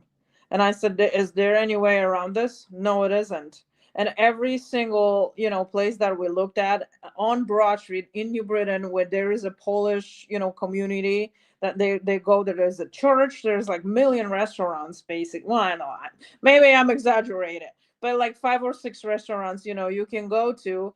And they shut us down. They shut us down with both businesses. And I'm like, there's only so many businesses that you can open in this area. I said, and in New Britain, because you have to always think that you need to have a clientele, and you need to have to think what kind of clientele you're going to have. I'm sorry that the liquor store is one of them, and unfortunately there is a lot of people that drink in New Britain, but it is what it is. Obviously, if you are an entrepreneur, you're going to look at the other things from the business standpoint. So here we are. We've been shut down twice, and now we don't have any other type of idea of what kind of business we could open in New Britain. Like, I don't know. I would love to open something, but I need to know and think that it's going to be successful and people are going to come. And I brought it to the Facebook group, and people are, well, activities for kids and this and that, and I was like, do you understand that most people in New Britain are Section 8 people, low income people, affordable housing, whatever, people make low minimum wage, they're low income. You really think that these guys are bringing kids to activities that they're going to pay for? And I'm like, what else is there for me to really think about? And I'm going to be successful opening in New Britain. What, what about a food truck with your pierogi idea? We already have a couple food trucks that are doing different type of food, and they're doing okay, I guess. They are being invited to certain events, but the idea that we have, it was a little bit more permanent. It's really hard to work in a food truck. To be honest with you, I've watched some people and I watched some shows with food trucks, and it's extremely hard because you got to run a generator, it's a lot more complex. Me personally, if someone offered me a job in the food truck, I would just say no right then and there. I just didn't know if you could prepare the food somewhere else, roughly. You know what I mean? Get the main part of it done, and then quickly cook it there or warm it up, but not actually have to create the whole item. You'd have a kitchen. I know there's a cottage license to do that. Create it somewhere else and then bring it there. And however you actually cook the item on the truck is what I was thinking. Yeah, there is actually a lot of a lot. I mean, I know a few ladies that are just kind of running a business out of their home. They're making pierogies at home and they're selling them to whomever wants to order them, So it does not have, their kitchen, it does not have, it's not prepared for business and stuff like that. They're just making them and selling them to friends, let's say. The Right. idea would have been a lot more Like you can come and sit down and, have some pierogies with blueberries, which are freaking amazing, but the town literally shut it down. I said, if you don't want to let us freaking do the like open a liquor store, fine. I'll find something else. So we then found I'm really this idea. surprised. I'm surprised No, they wouldn't let you do a liquor store, considering it was essential during COVID. It was there like was too many liquor one of the few already businesses they let stay open. Churches had to close, but oh no, we can't I touch the know. package store. Really? You know? Yes. And this is what get me on that idea, because they're all stayed open during COVID, and I'm like, this is a gold mine. Yeah, basically. You're not gonna lose on that business. If you Hold have up. the I to got the open, number. I got the numbers for SNAP benefits for New Britain. okay, go. So now this is just from 2022. I'm pretty sure it's a little bit higher, depending on because that's around the time when they, the Biden administration, there was a lot of illegal migrants flowing into our country. So we really don't know where they all are at. But as of 2022, the population of New Britain was 74,125, and the people that were on SNAP benefits was 19,454. Whoa. Yes. So That's a like lot. 25%? So yeah, so I mean, so that still leaves you 54,671 people that are not on SNAP benefits, but that's still a large amount of people that's on SNAP. And these are the things that we need to start asking, like, why are so many people on these benefits? And how long have they been on these benefits? Yeah. One of the things that I want to do once I get to Washington D.C. is basically I want to present a bill called the Pathway to Success. So any type of programs that are federally subsidized, SNAP benefits, Section 8 housing, Medicaid, whatever type of medical insurance that they're getting or receiving, like Husky. I want it to be a mandatory requirement for people to be enrolled in some type of job training program weekly, right? And in this job training program, this is going to be the gateway for these, small business owners that are looking for people to go to work. There's always help when it signs Indeed. Instead of going on Indeed, you'll go to this job training program, and we'll give you the workers that you need. And people that say that they got mental health issues, physical ailments. I know me. If you work.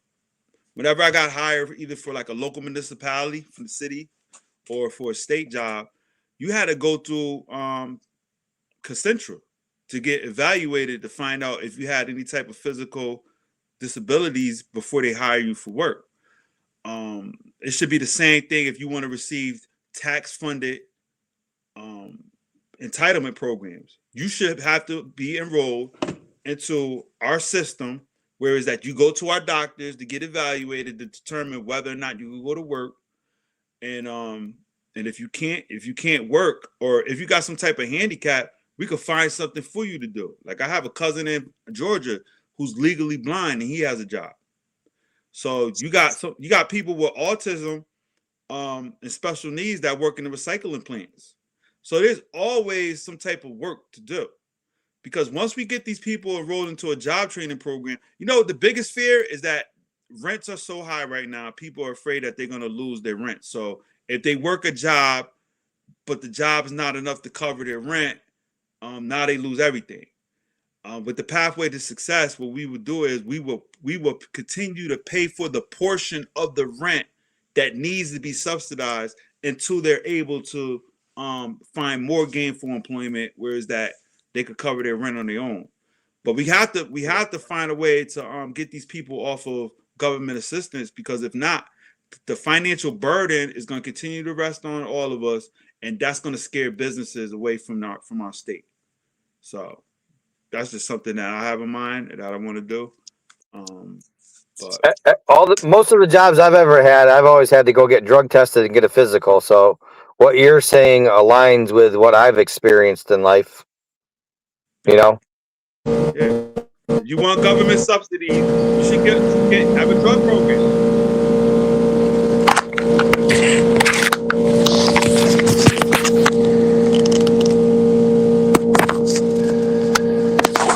I don't know what's going on with your thing, Agnes, but it's making a lot of noise. That's better. Back. Nah, but that's definitely something that we need to consider. Like, if you're gonna get government assistance, you should be enrolled in. You should have to take a drug class. If you should be drug tested. So one thing I wanted to say about that is that in the state of Connecticut, I believe New York's the only other state that does it. The people have to pay back that welfare. And when it comes to Husky D for seniors, people don't even realize it, that they're not going to take it from them while they're alive, but once they pass on, they're not just taking the money that was spent. Like, say, oh, well, I had Husky D, I didn't go to the doctor, it's okay. No, they're charging you for the all of what it costs to have you enrolled as well. Massachusetts has that same Husky D type situation, but they max it out at 25 grand. Connecticut has no max. So then you're institutionalizing like generational poverty, because if someone has something, they're going to lose it. And I had people complaining to me about that 25 years ago, and it's still happening, where I'm not saying they shouldn't pay it back or work it off or do something in that regard. But when they finally do have a chance to break out of the poverty from an inheritance or a windfall, the state will just take it, and there they are again, back at square one, without any hand up or, inheritance or asset. So that's something that I do agree that it would be good if they could pay it off, right? Like work in Arizona, we have people who are on the system, they're offered jobs at the state to work with people on assistance. So then they've segued from being someone who's on assistance to working with people, having a job. There's programs like that. So I think maybe there could be, like you're saying, welfare to work kind of a program, because a lot of people, they don't think they can make it because they've been on the system for so long and they're dependent on it, and that breaking out of it is a challenge for them. They almost see it as impossible. But if you can make something happen to help them, understand, it's a much better, situation if you're working than if you're not.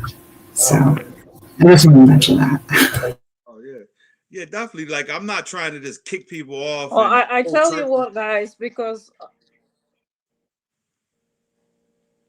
I'm from Poland, right? So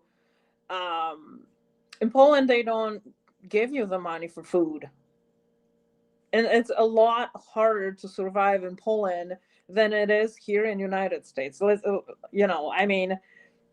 Food in Poland is twice more expensive than it is here for some folks. Obviously, when you use the currency exchange, if I go $100, it's 400 of Polish money, so I can get a lot of stuff for that. But if I was going to work in Poland and try to spend my money for food, is twice as much as people spend here. And so the government only will help you if you lose your job. For example, they will give you 6 months of unemployment, which is not $600 like here in Connecticut. It stops $100, and it is for a whole entire month. It is not like you're getting paid weekly there. You pay monthly. You get paid monthly there. And so, with that being said, people need to get off the unemployment really fast because they're not going to get any other help. And for the really poorest people, there is a little bit of help, but not like people here, like these mothers with 7 kids, and every child has a different father. They are getting $2,000 in food stamps. I mean, that's a lot of money. And then they are not working, claiming they can't work, and claiming that they need to send their kids to daycare. And listen to this craziness. So daycare is paid by government for the poorest people, right, that are not making very much money. And how is that fair to everyone else who have to pay for daycare, but they are making slightly more? Let's say you're getting $4,000 a month, right? You're not going to qualify for daycare, for government assistance to pay for daycare. You have to pay yourself, and that's around $300 a week just to put your kid in a daycare. So now we wanted to bring more families, have more man and woman type of a family, because I always advocate for this. I'm asking, why is government not having public daycares? Why are we not paying for daycares? If we have tax money here in Connecticut, they have $500 million in Connecticut that they don't know what to do with.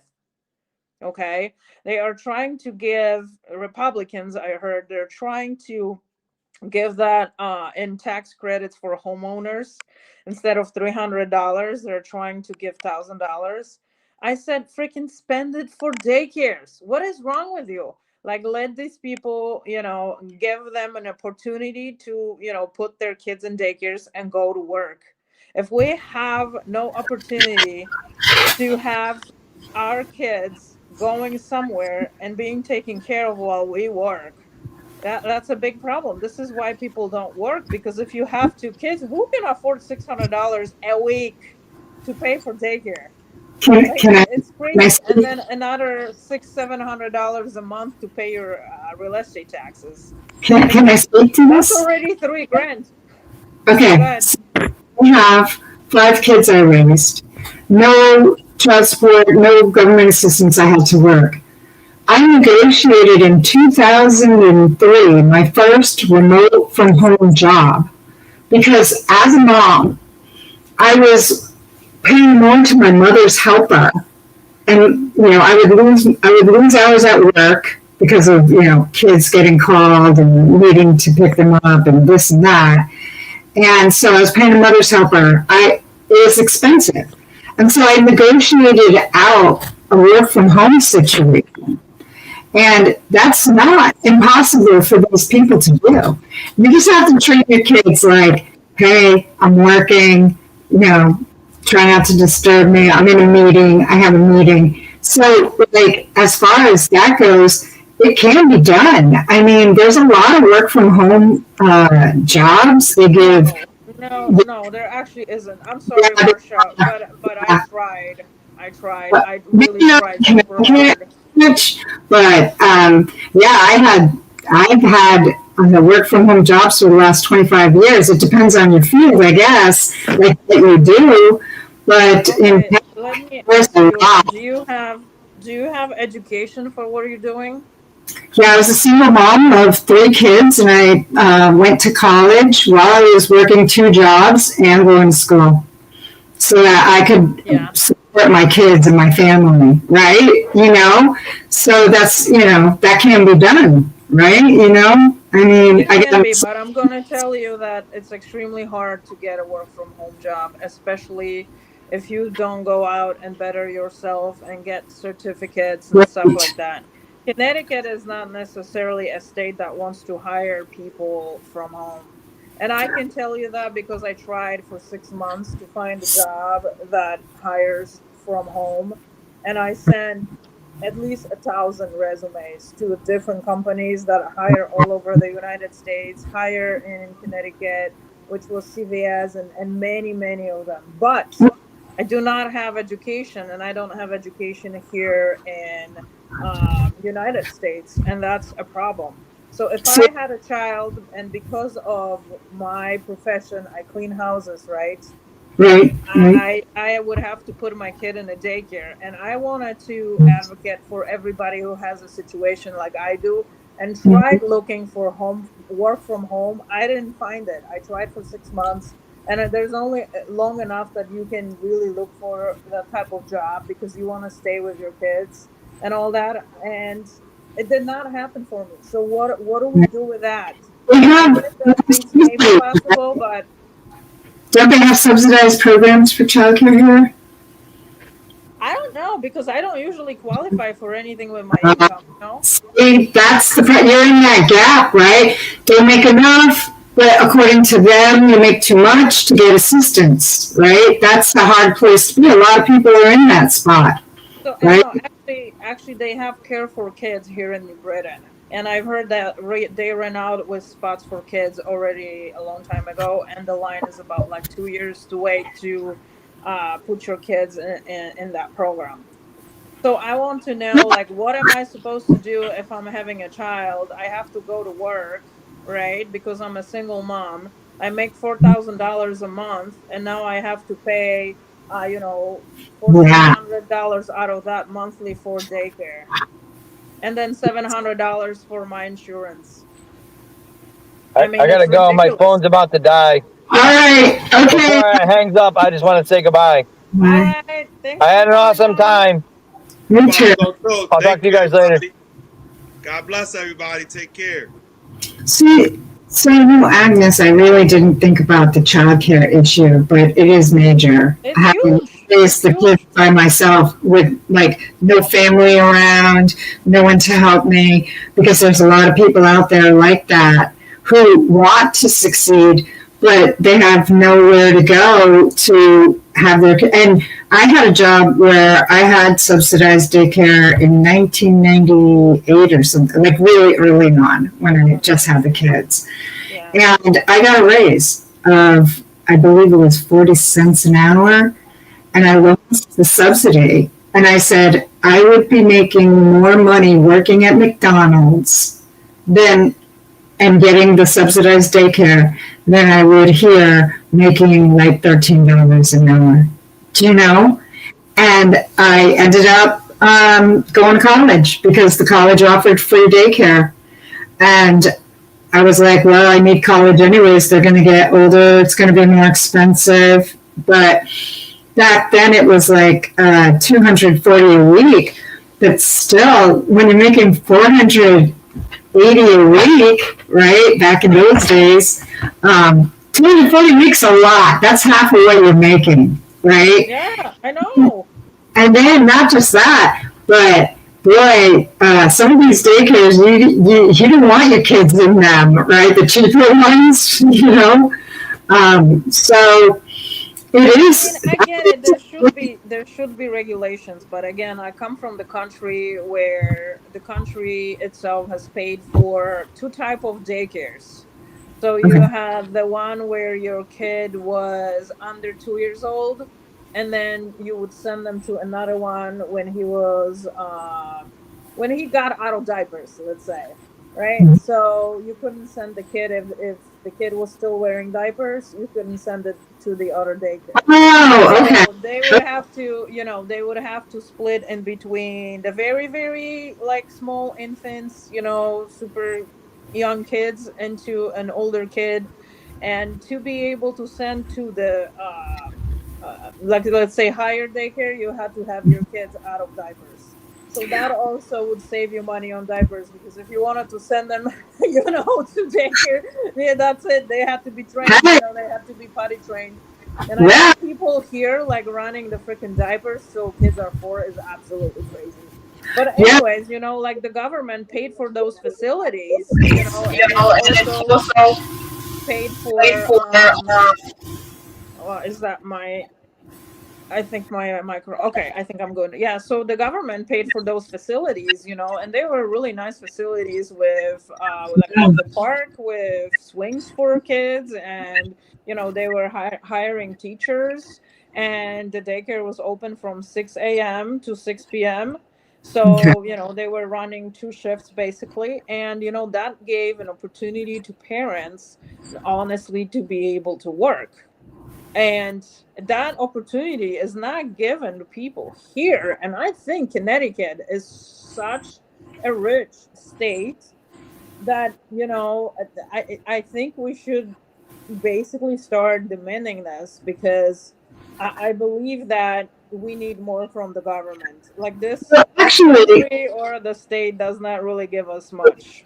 in my town, they just started a preschool free, right? Because they're getting money from, I think it's free. I'm pretty sure it is because it's part of the city, right? Yeah. So if not, it's at least, a lot cheaper. I'd have to, I went to a Board of Ed meeting and they were announcing this program, but they do require a certain amount of attendance so that they could get the funding that they need, right?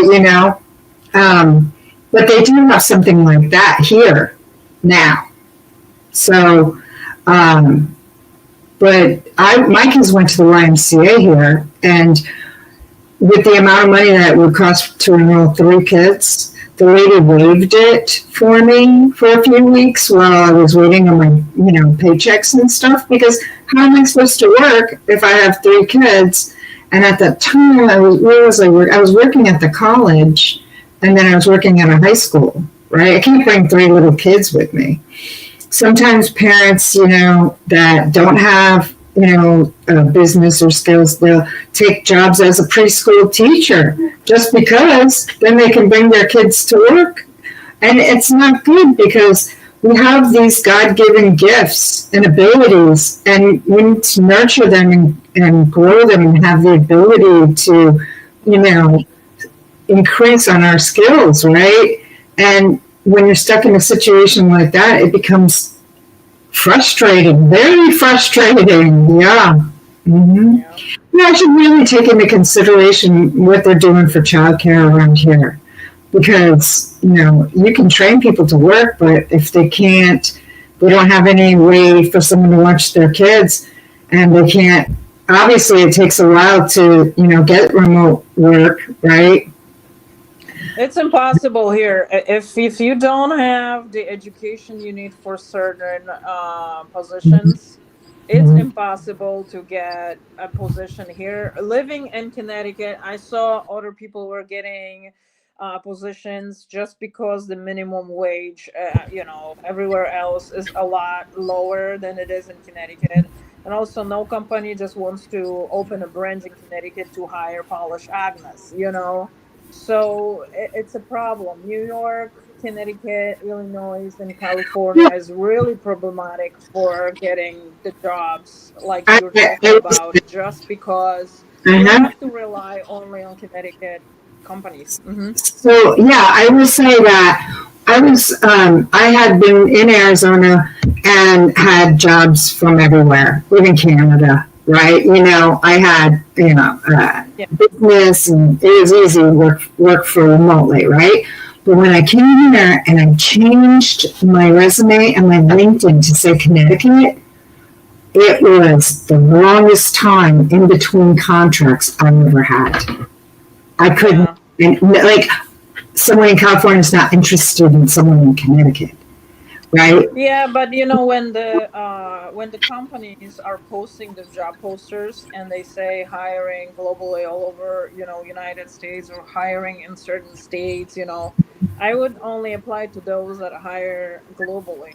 And it's a problem. They don't want to hire in democratic states, because democratic states are expensive and also have regulations. And here's the other thing. I was working out of California when I first got here, and I wasn't even a resident of Connecticut at the time. I was just staying with my kids here, right?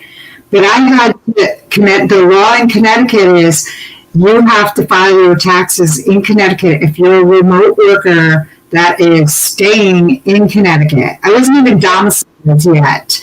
And the taxes were at least twice what I would have paid in Arizona. Like if I, because I complain about it all the time. I should move to Tennessee or Texas where there's no income tax, right? Because it's a lot. I mean, we're talking about, just too much. Because I have to pay federal taxes. I have to pay taxes that I'm buying things, and so being a remote worker in Connecticut really isn't as great as some people might think who maybe worked in other states like I have, right? Yeah. And then your mill rate, I'm not buying a house here. I'm sorry to say it. I don't care. You know what? I would pay on a $150,000 house in Arizona. I think it's like $1,000 a year at the time I was looking. And if you're here now, the $150,000 houses are worth $300,000, and you're paying $10,000 a year in taxes in my town. So what's my incentive to buy a house in my town? I'll just rent. That's it. I think I made a mistake buying in Connecticut, and I wish I just bought somewhere else than here. Yeah. I just, the taxes, the maintenance, everything is expensive. And I actually debated with myself if I wanted to sell it, because now this house is basically worth twice as much. And I was like, I'm just going to sell and go to a Republican state and just buy something that is a single family house.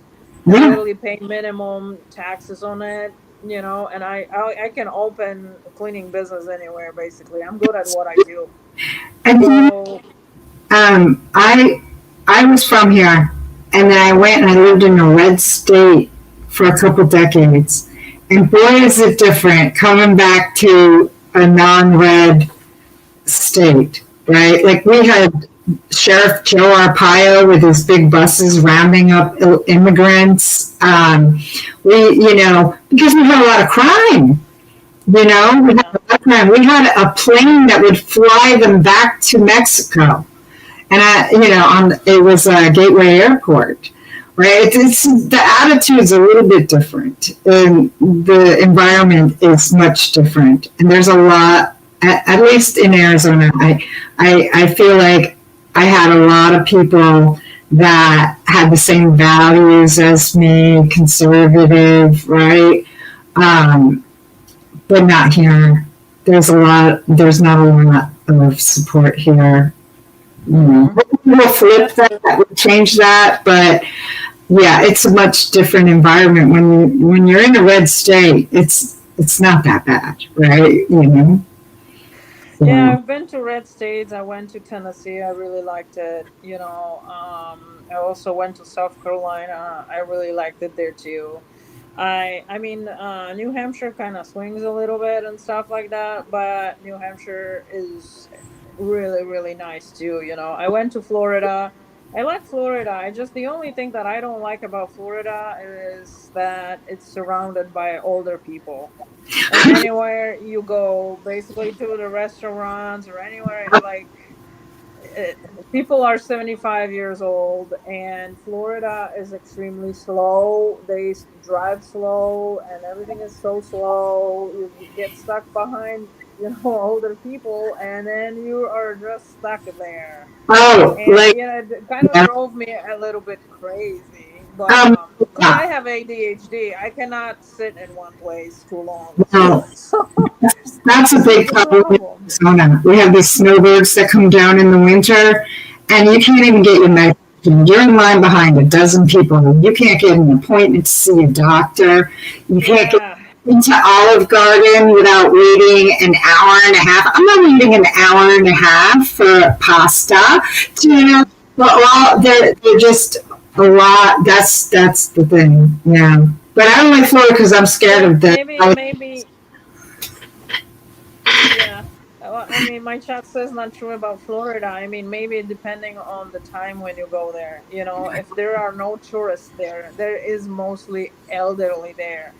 And I am talking about Tampa, around there, because that's where I always went. I went a couple times to Miami, and you see, or like St. Pete, there's a lot of younger people, but a lot of more democratic people. You can see rainbow flags and stuff like that. When I go, I want like Republican type of vibe. And unfortunately, it's just mostly older people, and which is great. Of course, everyone is going to retire to Florida, but I still want to feel like I'm living, I don't like being surrounded by older people, Right. that are 75 plus. It's I maybe mean, great for everyone else, but it's not fun for me. it's a little depressing sometimes, right? Yeah. Yeah, and I also wanted to, yeah, I also wanted to let you guys know that it. Hello? Oops, my phone is breaking. I think my Oh, connection okay. is like Okay. kind of really low. You had me on the edge of my Okay. seat. Like, I So, wanted to let guys, you I know. have a link on the top of the chat. Okay. And if you're watching from Facebook, yeah, you can join the panel and you can talk to us. So on YouTube, the top of the chat has a link that will bring you to my studio and you can join our conversation here. Because I opened this stream today for people to jump on, and if you want to talk with us, you're more than welcome to come and join, and say how you feel about politics or how you feel about Connecticut, and what do you think we should do to change our current situation. So if anyone wants to get on, just click the link. The link is in the chat, in the comments on Facebook and also YouTube. When you go to the top of the chat, there is a link to get on the panel, because my main focus is going to be Connecticut, and in the next entire year. What we're going to be focusing here at this stream is trying to put more Republicans into the government, because we don't have any representation from Republicans in our Congress. It's crazy. Like we keep voting the same people and that are there for years. You know what? And I got to drop off in a minute, but I'm going to say it's the same people over and over again.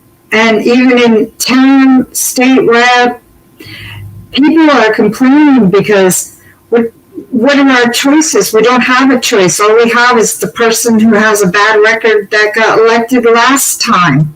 There's not really many new faces. There's not new ideas, new, improvements. And so people are just kind of like, they're either totally complacent, they don't care, right? They don't want to vote, they don't care, they don't care what happens. It's just going to be the same. It's too late. I've been told it's too late, right? Because even I'm looking at it, I made a few phone calls like, where do you stand? Because you have a bad record, right? I want to know, who am I voting for? Bad, worse, or, okay, right? It's not much of a choice. I like that. Yesterday we went to Columbia and there were young people there, young Republicans. So that Oh, gives, nice, yeah, nice. some hope. The kid who organized it was like 19. Another kid was like 21. And that's unheard of, right? Like my son's 18. He went to a couple events and he was like, Ma, there's no one my age. Literally, he's like, it's just a bunch of old people. And I'm like, well, Yeah, well, yeah, so that was good. But Agnes, thank you. It was great talking. You really, really gave me something to think about. You always give me I learned something, but you really gave me something to think about because I I have, love seeing younger people. yeah, yeah. But you gave me a lot to think about with the childcare and the remote work. So thanks so much. Bye.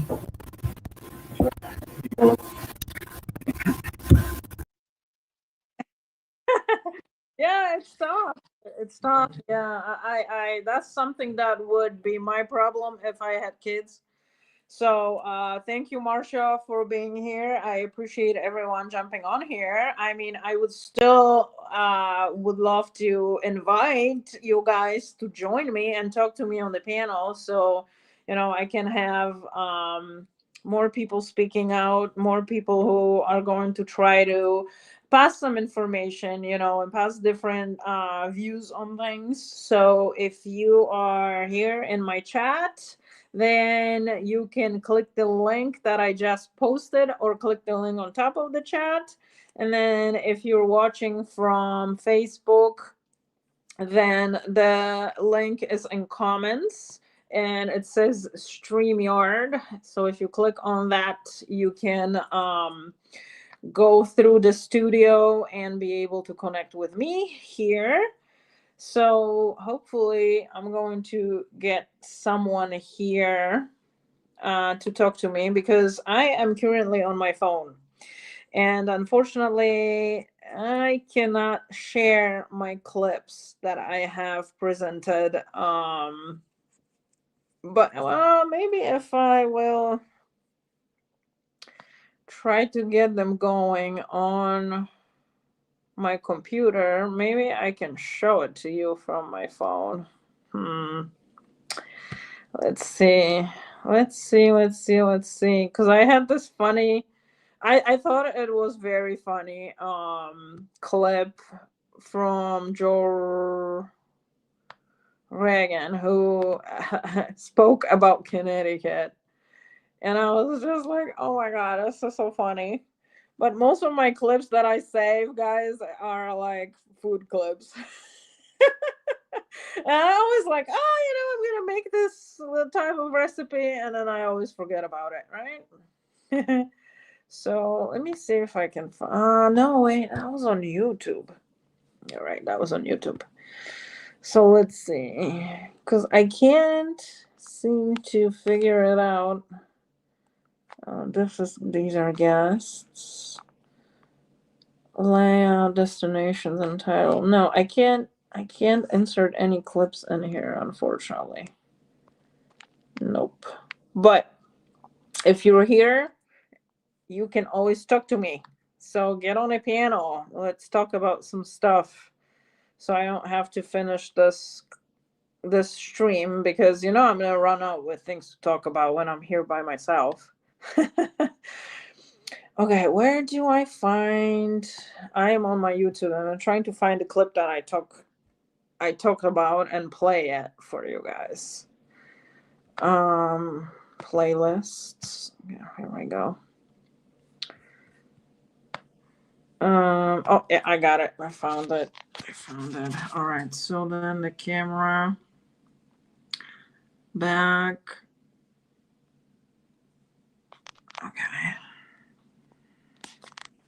All right, maybe we can do this. Let's see. I don't know. Let's see.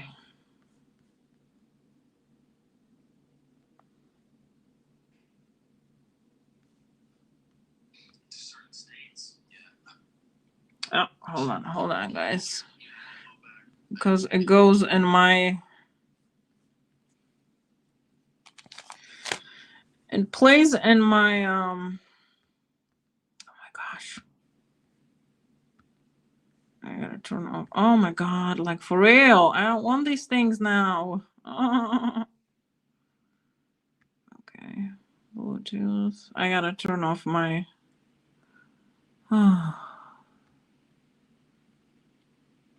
Disconnect my headset. Oh my gosh. I don't think we're gonna do this today. Because the computer decided that it wants to do updates now. All right, so I'll put myself on then. All right, so is anyone planning on getting on here? All right, maybe. To certain states. Okay. Yeah. Now it's gonna be possible. Back. Camera.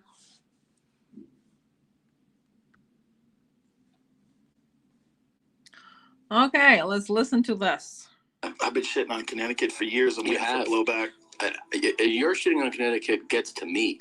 In other words, people come up to me and they're like, I'm talking like in a coffee shop. Someone will be like, why does Joe hate Connecticut? I'm like, what? Are there fights next week? Yes. Yeah, Vegas. Oh, no, come on. Oh, things are not working out in my favor today.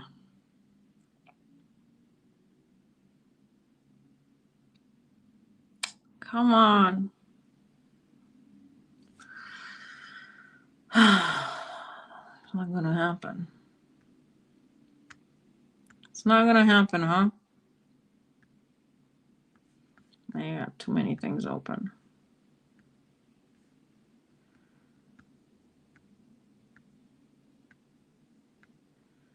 Nope. It's not gonna happen.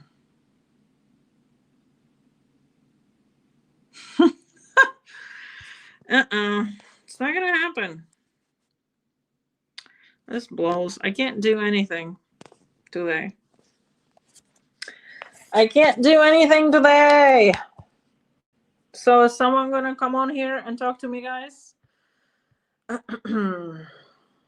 Well, if not, then let's bring good and bad points about Connecticut. Let's see what I can do here. Thanks, Lydia. Thank you for joining us. All right, is this freaking Wi-Fi gonna start? We're gonna be there, son. Oh, I'm in Connecticut hosting ESPN Sports Center. Now it wants to play. Oh my goodness. Come on.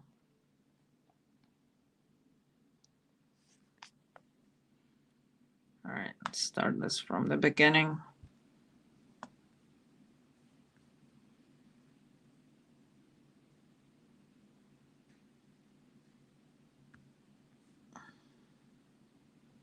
For years, I'm looking for blowback. Your shitting on Connecticut gets to me. In other words, people come up to me and they're like, I'm talking like in a coffee shop. Someone will be like, why does Joe hate Connecticut? I'm like, what? Are there fights next week? Yes. Yeah, Vegas. We're going to be there, son. Oh, I'm in Connecticut hosting ESPN Sports Center breaking down the fights. You got to go to Connecticut? Connecticut, Bristol. Oof.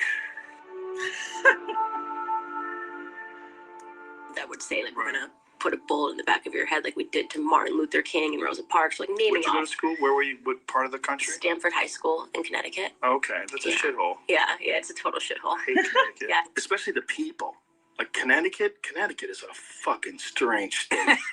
You got people around the edges that are near Boston or that are near New York that are cool. They're like kind of like, I didn't want to live in the city. I want a yard. So they go to Connecticut. Right. And then you got those fucking beep weirdos. I did one of the casinos a few years back. We did a weekend at the casino, and I was like, I don't ever want to fucking do this again. This is horrible. One of those Indian casinos. I was like, this place is fucking depressing. These people are like legitimate. That's what you want to do next time. But don't get me wrong, some nice people there, but they're all dying to get out. I think Connecticut's the worst though, because Connecticut's depressing to me. But there's something depressing about Connecticut where like Connecticut always feels like there's no hope, and Hartford is surprisingly shitty.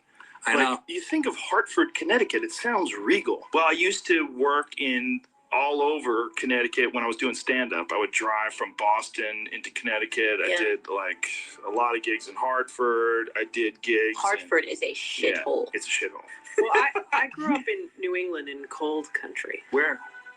In Connecticut. Oh, we're in Connecticut. Outside of Hartford. Okay. You're one of those people. Is it? Would be the one, like, we all designated this is the place we meet, we fuck each other up. What state? Connecticut. Connecticut. Yeah, for sure. States are problematic. So then what is... people like, fuck Utah, this is Texas, son. That's true. Like, that exists. I grew up in New Jersey, and New York hated us. And fuck, everybody hates everybody. We hated Boston. Pennsylvania. Oh, yeah, you hated Pennsylvania, New York hated Boston. Connecticut got a pass. Okay, so Connecticut was like some little kid with a limp. Like, don't pick on him. Yeah, I think there's some resilience in living in Connecticut, too. The cold. What's that about? It's weird. And plus, it's not really a state. Connecticut's like a highway between New York and Boston. July 24th, 23rd at Ridgefield Playhouse in Connecticut, and the 25th, Cancel the Connecticut Columbus Theater, Providence, Rhode Island. Cancel all Connecticut gigs. Why is that? I always do. Just for the I hell don't of it? work in Connecticut. I'm not kidding. It's not a real state. Okay, It's a highway. I'm gonna figure that out. It's a highway between Boston and New York. Like, it doesn't feel like a real state. It feels like a highway between Boston and New York. I thought Connecticut was New Hampshire It's a until highway. years and years later. Connecticut is a highway. It's a highway between Boston and New York. Spoken like a poet. Connecticut's a highway. Everyone in Connecticut's like, fuck you. They are like, fuck you. But you know what I'm talking about, bitch. Bitch, you know I'm right. Yeah, I'm not a big fan of going to Connecticut. But the bottom line is, Connecticut is filled with despair. Yeah. It's not a real state. It's a highway between New York and Boston. You know it's a highway. You guys put houses on a highway. This is what it is. It's a highway, and then along the highway, it's a bunch of fucking tax sheltering cunts that live in Manhattan and then have these palatial estates in Greenwich. Like everybody that I know that grew up in a tough neighborhood, they have a sharpness to them, you know? And there's a character that they have, that they possess, that the people that grew up super cushy and some, you know, Connecticut country club estate type situation. Right. I'm going to let you know if that's true. Don't do it. But as of now, we're going to talk later. After that, you're like, oh my God, you were so right. The Connecticut gig was horrible. I need Connecticut people to show me he's wrong. All these Connecticut people are mad at me now. I get emails from Connecticut. Hey, bro, how about lay off fucking Connecticut? How about drive to Boston or drive to New York and recognize what the fuck you doing?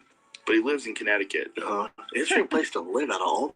The places to go. You're from Brazil and you moved to Connecticut. Yeah, I wonder why. Nice. I lived there. What? Yeah.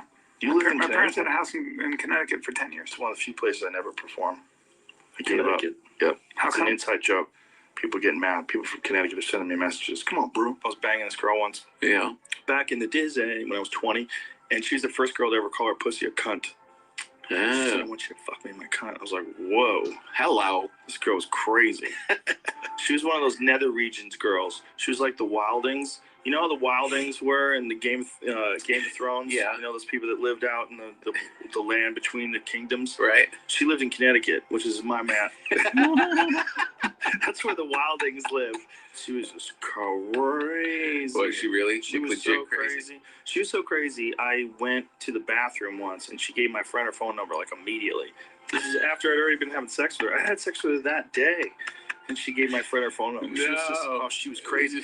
Mob Wives and Real Housewives of New Jersey, just to let me know how happy I am that I don't have to fuck any of those monsters. Oh my God. That I don't have to date any of those New York, New Jersey, Boston, Connecticut, those beast women, those ethnic beast women. I remember I fucking bombed in Connecticut, not in Connecticut, in Pennsylvania once. The whole thing was like, what's going on here? What are you doing, man? You know what's one of the biggest mess? I'm from Philly, and that story happened in Pennsylvania, outside of Philadelphia.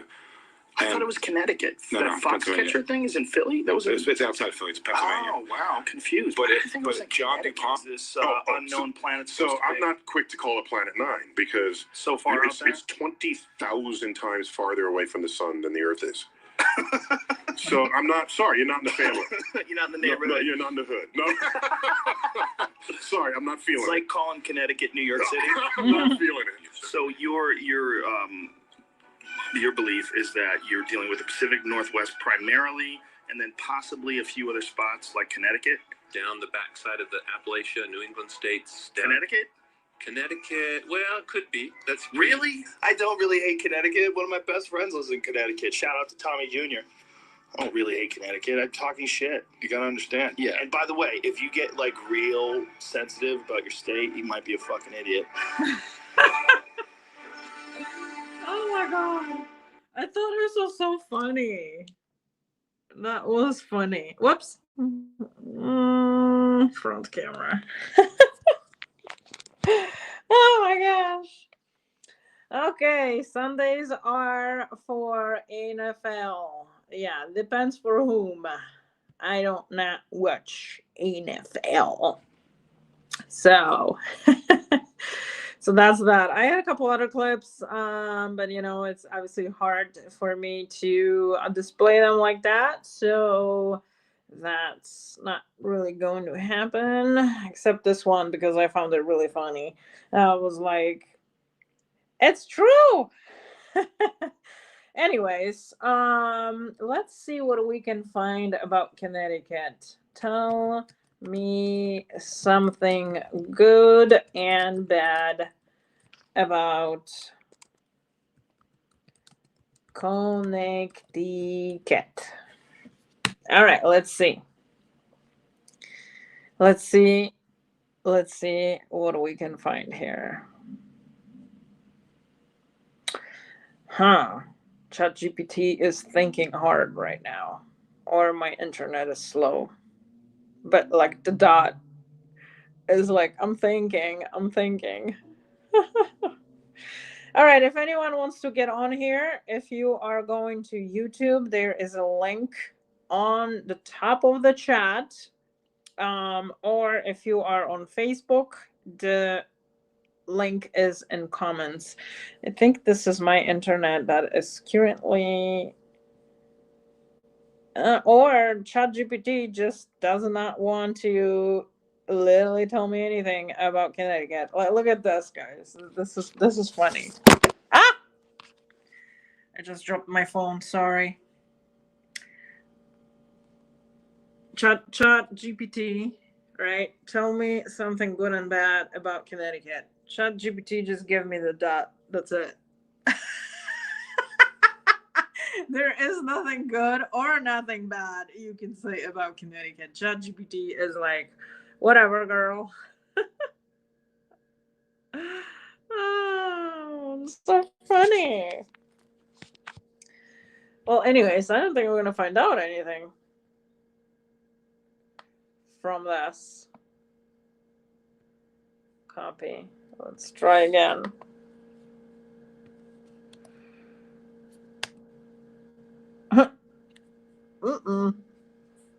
Literally nothing.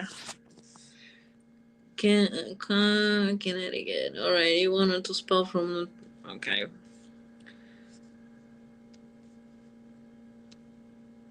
There's something wrong with this ChatGPT thing. Definitely something wrong.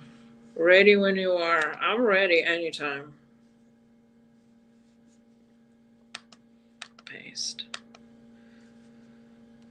Tell me something good and bad about Connecticut.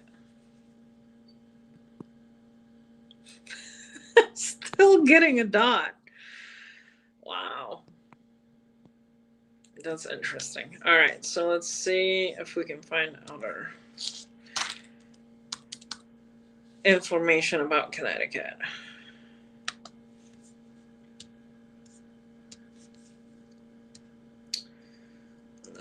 Let's go Connecticut.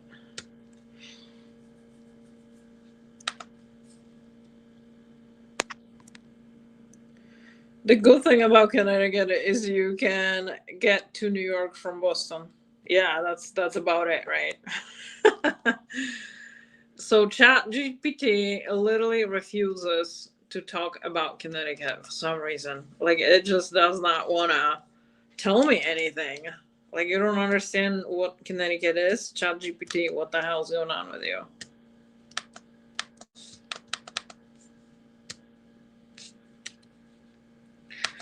Nope. All right, but there is a little bit of an information here. Connecticut is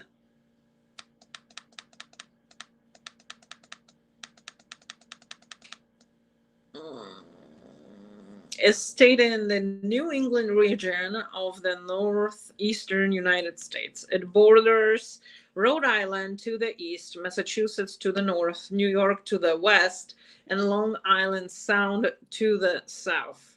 Its capital is Hartford, and its most populous city is Bridgeport. Connecticut lies between the major hubs of New York City and Boston along the Northeast Corridor, where the New York-Newark combined statistical area, which includes 4 of Connecticut's 7 largest cities, extends into the southwestern part of the state. Connecticut is the 3rd smallest state by area after Rhode Island and Delaware, and the 29th most populous, with more than 3.6 million residents as of 2024, ranking it 4 among the most densely populated U.S. states. The state is named after the Connecticut River, the longest in New England, which roughly bisects the state and drains into the Long Island Sound between the towns of Old Saybrook and Old Lyme. The name of the river is in turn derived from anglicized spelling of Wintucket, Mohegan Peckett word for Long Tittle River. Before the arrival of the first European settlers, the region was inhabited by various, oh my God, these words, Algonquin tribes. In 1633, the Dutch West India Company established a small, short-lived settlement called House of Hope in Hartford. Half of Connecticut was initially claimed by the Dutch colony New Netherland, which includes much of the land between the Connecticut and Delaware rivers. Although the first major settlements were established by the English around the same time. Thomas Hooker led a band of followers from the Massachusetts Bay Colony to form the Connecticut colony, while other settlers from Massachusetts founded the Sabre colony and the New Haven colony. Both had merged into the first by 1664. So obviously, you know, United States history and Connecticut history is not really that long or as old as European is. So let's see, what else can we find here?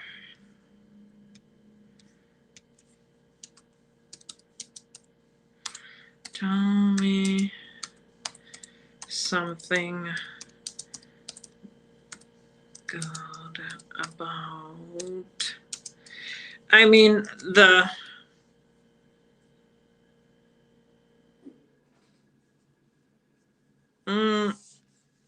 yeah, no, we're not gonna find anything from ChatGPT today.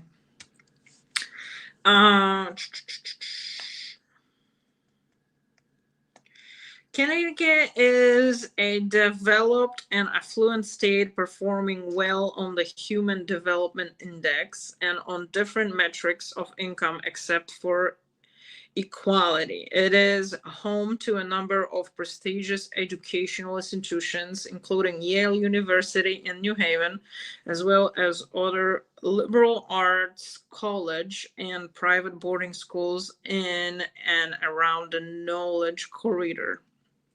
Due to its geography, Connecticut has maintained a strong maritime tradition. The United States Coast Guard Academy is located in New London by the Thames River, I think that's how you read it. The state is also associated with the aerospace industry through major companies Pratt & Whitney and Sikorsky Aircraft, headquarters in East Hartford and Stratford, respectively. Historically a manufacturing center for arms, hardware, and timepieces, Connecticut, as with the rest of the region, had transitioned into an economy based on the financial, insurance, and real estate sectors. Many multinational firms providing such service can be found concentrated in the state capital of Hartford and along the Gold Coast in Fairfield County. What else? Early statehood, 19th century. For the first time in 1800, Connecticut shipwrights launched more than 100 vessels in a single year. Over the following decade, to the doorstep of renewed hostilities with Britain that sparked the War of 1812, Connecticut boat yards constructed close to 1,000 vessels, the most productive stretch of any decade in the 19th century. Connecticut manufacturers played a major role in supplying the Union forces with weapons and supplies during the Civil War. The state furnished 55,000 men, formed into 30 full regiments of infantry, including 2 in the U.S. colored troops, with several Connecticut men becoming generals. The Navy attracted 250 officers and 2,100 men, and Glastonbury native Gideon Wells was Secretary of the Navy. James H. Ward of Hartford was the first U.S. naval officer killed in the Civil War. Connecticut casualties included 2,088 killed in combat, 2,801 dying from the disease, and 689 dying in Confederate prison camps. 20th century, World War I, World War II. Let's see what's going on with World War II. The advent of Lend-Lease in support of Britain helped lift Connecticut from the Great Depression. With the state major production center for weaponry and supplies used in World War II, Connecticut manufactured 4.1% of total U.S. military armament.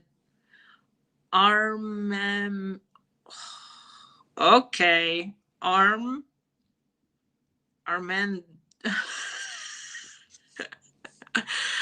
there's no way. Armaments produced during the war, ranking 9th among the 48 states, with major factories including Colt for firearms, Pratt & Whitney for aircraft engines, Chance Vought for fighter planes, Hamilton Standard for propellers, and Electric Boat for submarines and PT boats.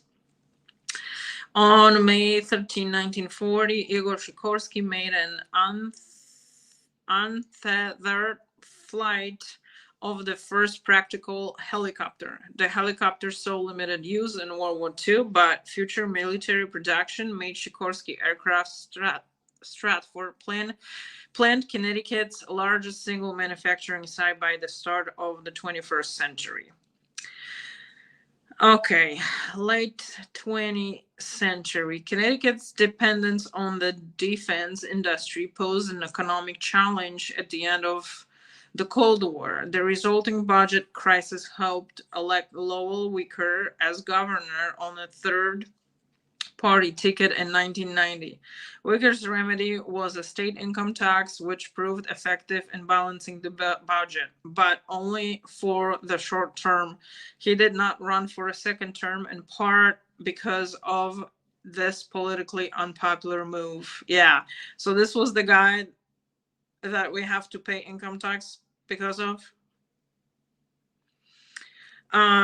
In 2000, presidential candidate Al Gore chose Senator Joe Lieberman as his running mate, marking the first time that a major party presidential ticket included someone of the Jewish faith.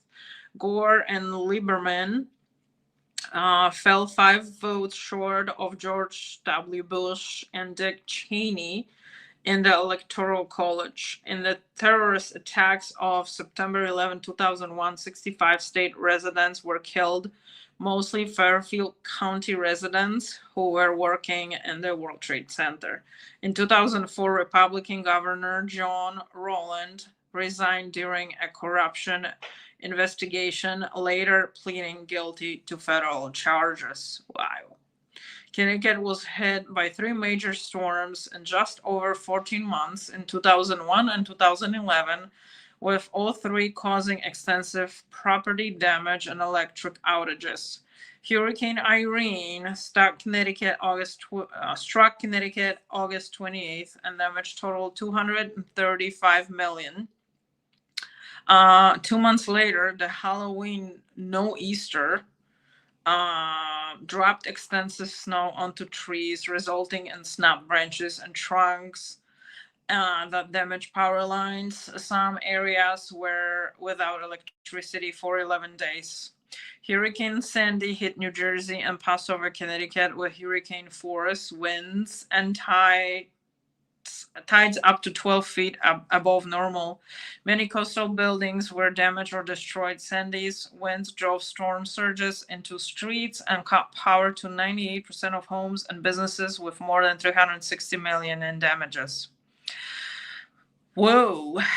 In the summer and fall of 2016, Connecticut experienced a drought in many parts of the state, causing some water use bans. As of November 15, 2016, 45% of the state was listed at severe drought by the U.S. Drought Monitor, including almost all of Harford and Litchfield counties.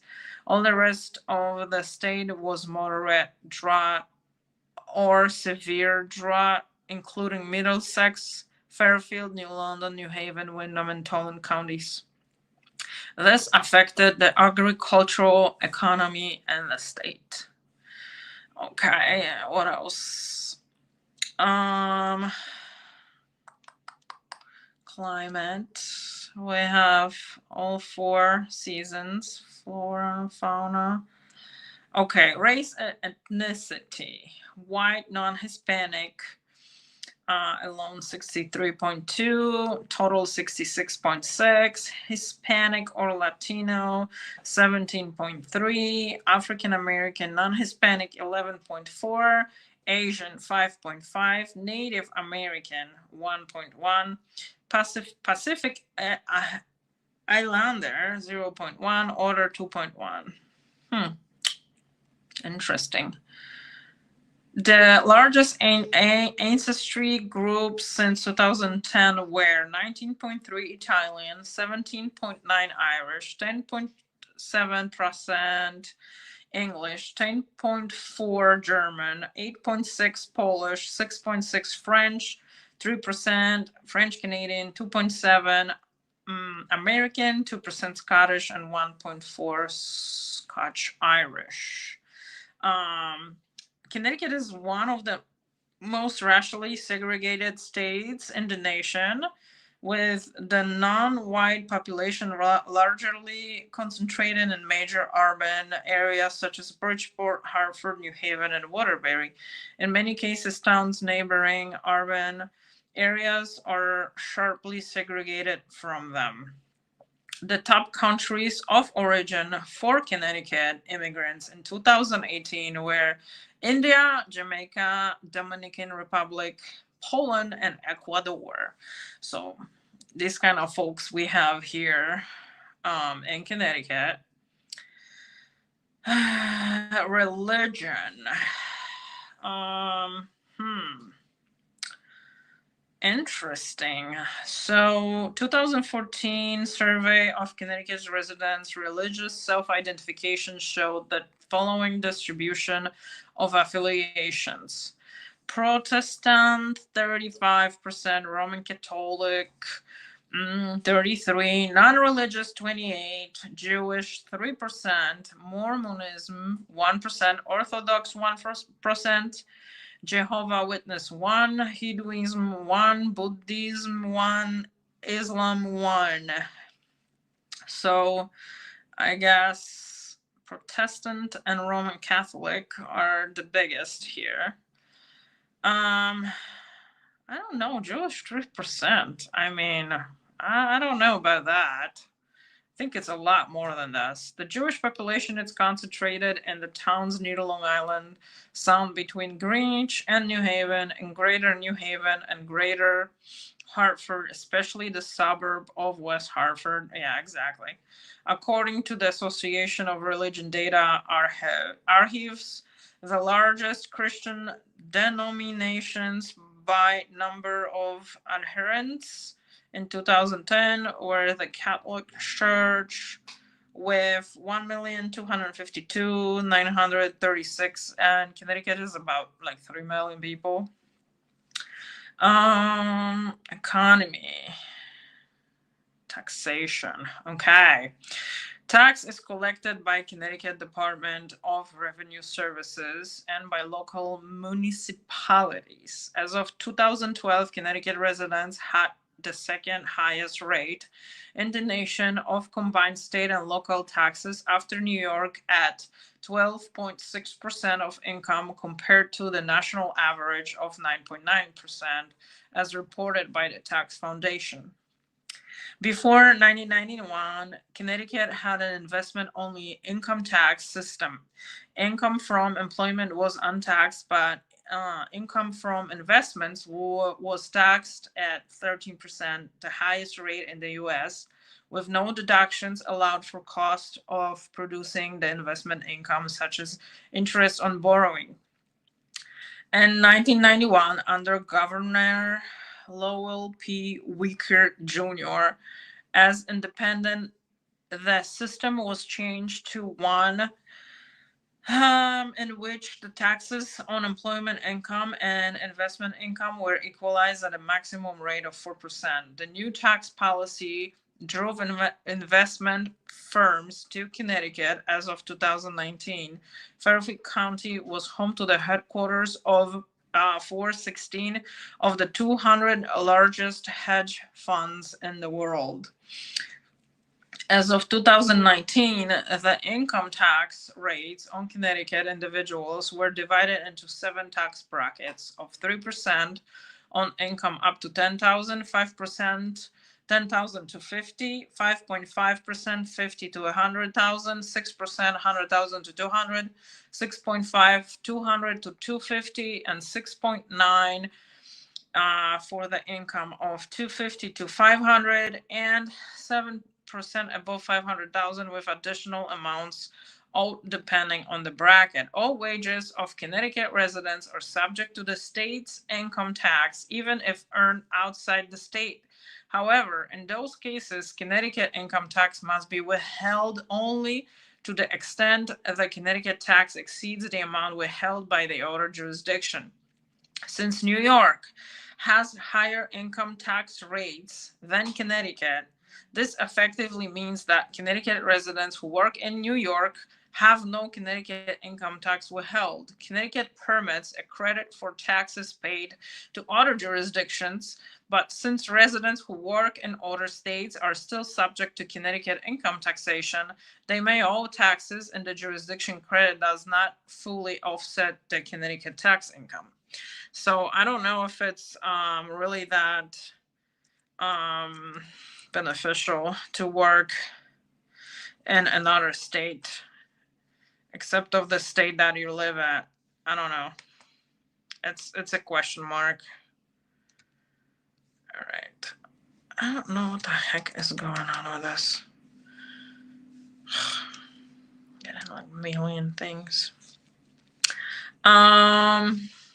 Connecticut leaves at 6.35% state sales tax on the retail sale, lease, or rental of most goods. Some items and services in general are not subject to sales and use tax unless specifically enumerated as taxable by statute. A provision excluding clothing under 50 from sales tax was repealed as of July 1st, 2011. There are no additional sales tax imposed by local jurisdictions. In 2001, Connecticut instituted what became an annual sales tax holiday each August, lasting 1 week, when retailers do not have to remit sales tax on certain items and quantities of clothing that has varied from year to year. As of January 1st, 2020, gasoline taxes and fees in Connecticut were 40.13 cents per gallon, 11th highest in the United States, which had a nationwide average of 36.13 cents a gallon, excluding federal taxes. Diesel taxes and fees as of January 2020 in Connecticut were 46.50 cents per gallon, 9th highest nationally, with the U.S. average at 37.91 cents. A little crazy, if you ask me. All right. In 2019, sales of single-family homes in Connecticut totaled 33,146 units, a 2.1% decline from the 2018 transaction total. The median home sold in 2019 recorded a transaction amount of 260,000, up to 0.4% from 2018. Connecticut had the 7th highest rate of home foreclosure activity in the country in 2019. at 0.53% to the total housing stock. I wonder what that number is right now, to be honest. All right, because it's probably a lot higher. All right, what else is here? Law and government.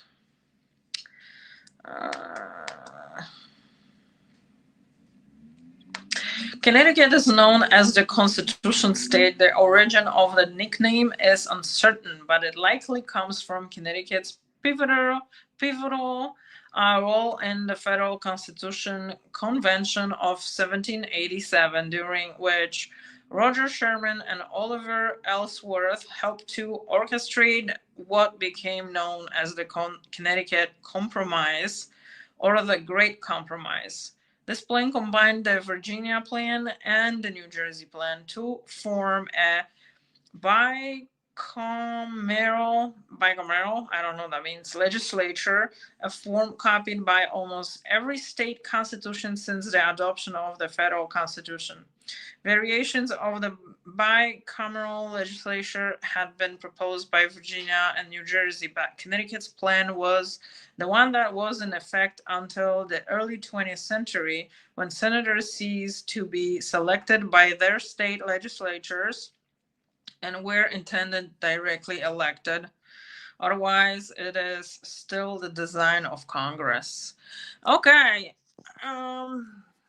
Well, if you are still watching and you would like to this podcast here with me, because I'm here by myself, there is a link in a chat that you click on top of the chat, and then you can come on and talk to me.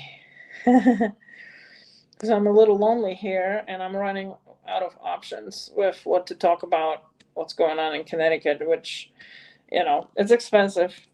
So we already know that. Let me try this again. I don't know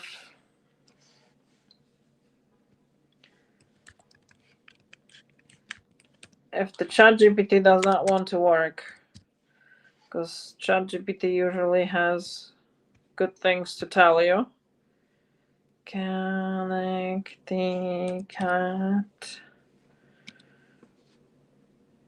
No, it just gives me a dot. Well, anyways, if no one wants to come on here and talk to me on the panel, then I guess I'm just going to end the stream, and I'm going to go and eat something because it's time. I think I have time till at least about 8 o'clock. So I could still use those 2 hours to talk about stuff with you guys. But no one wants to talk to me. I don't know what's going on. I don't even know how many people I have watching.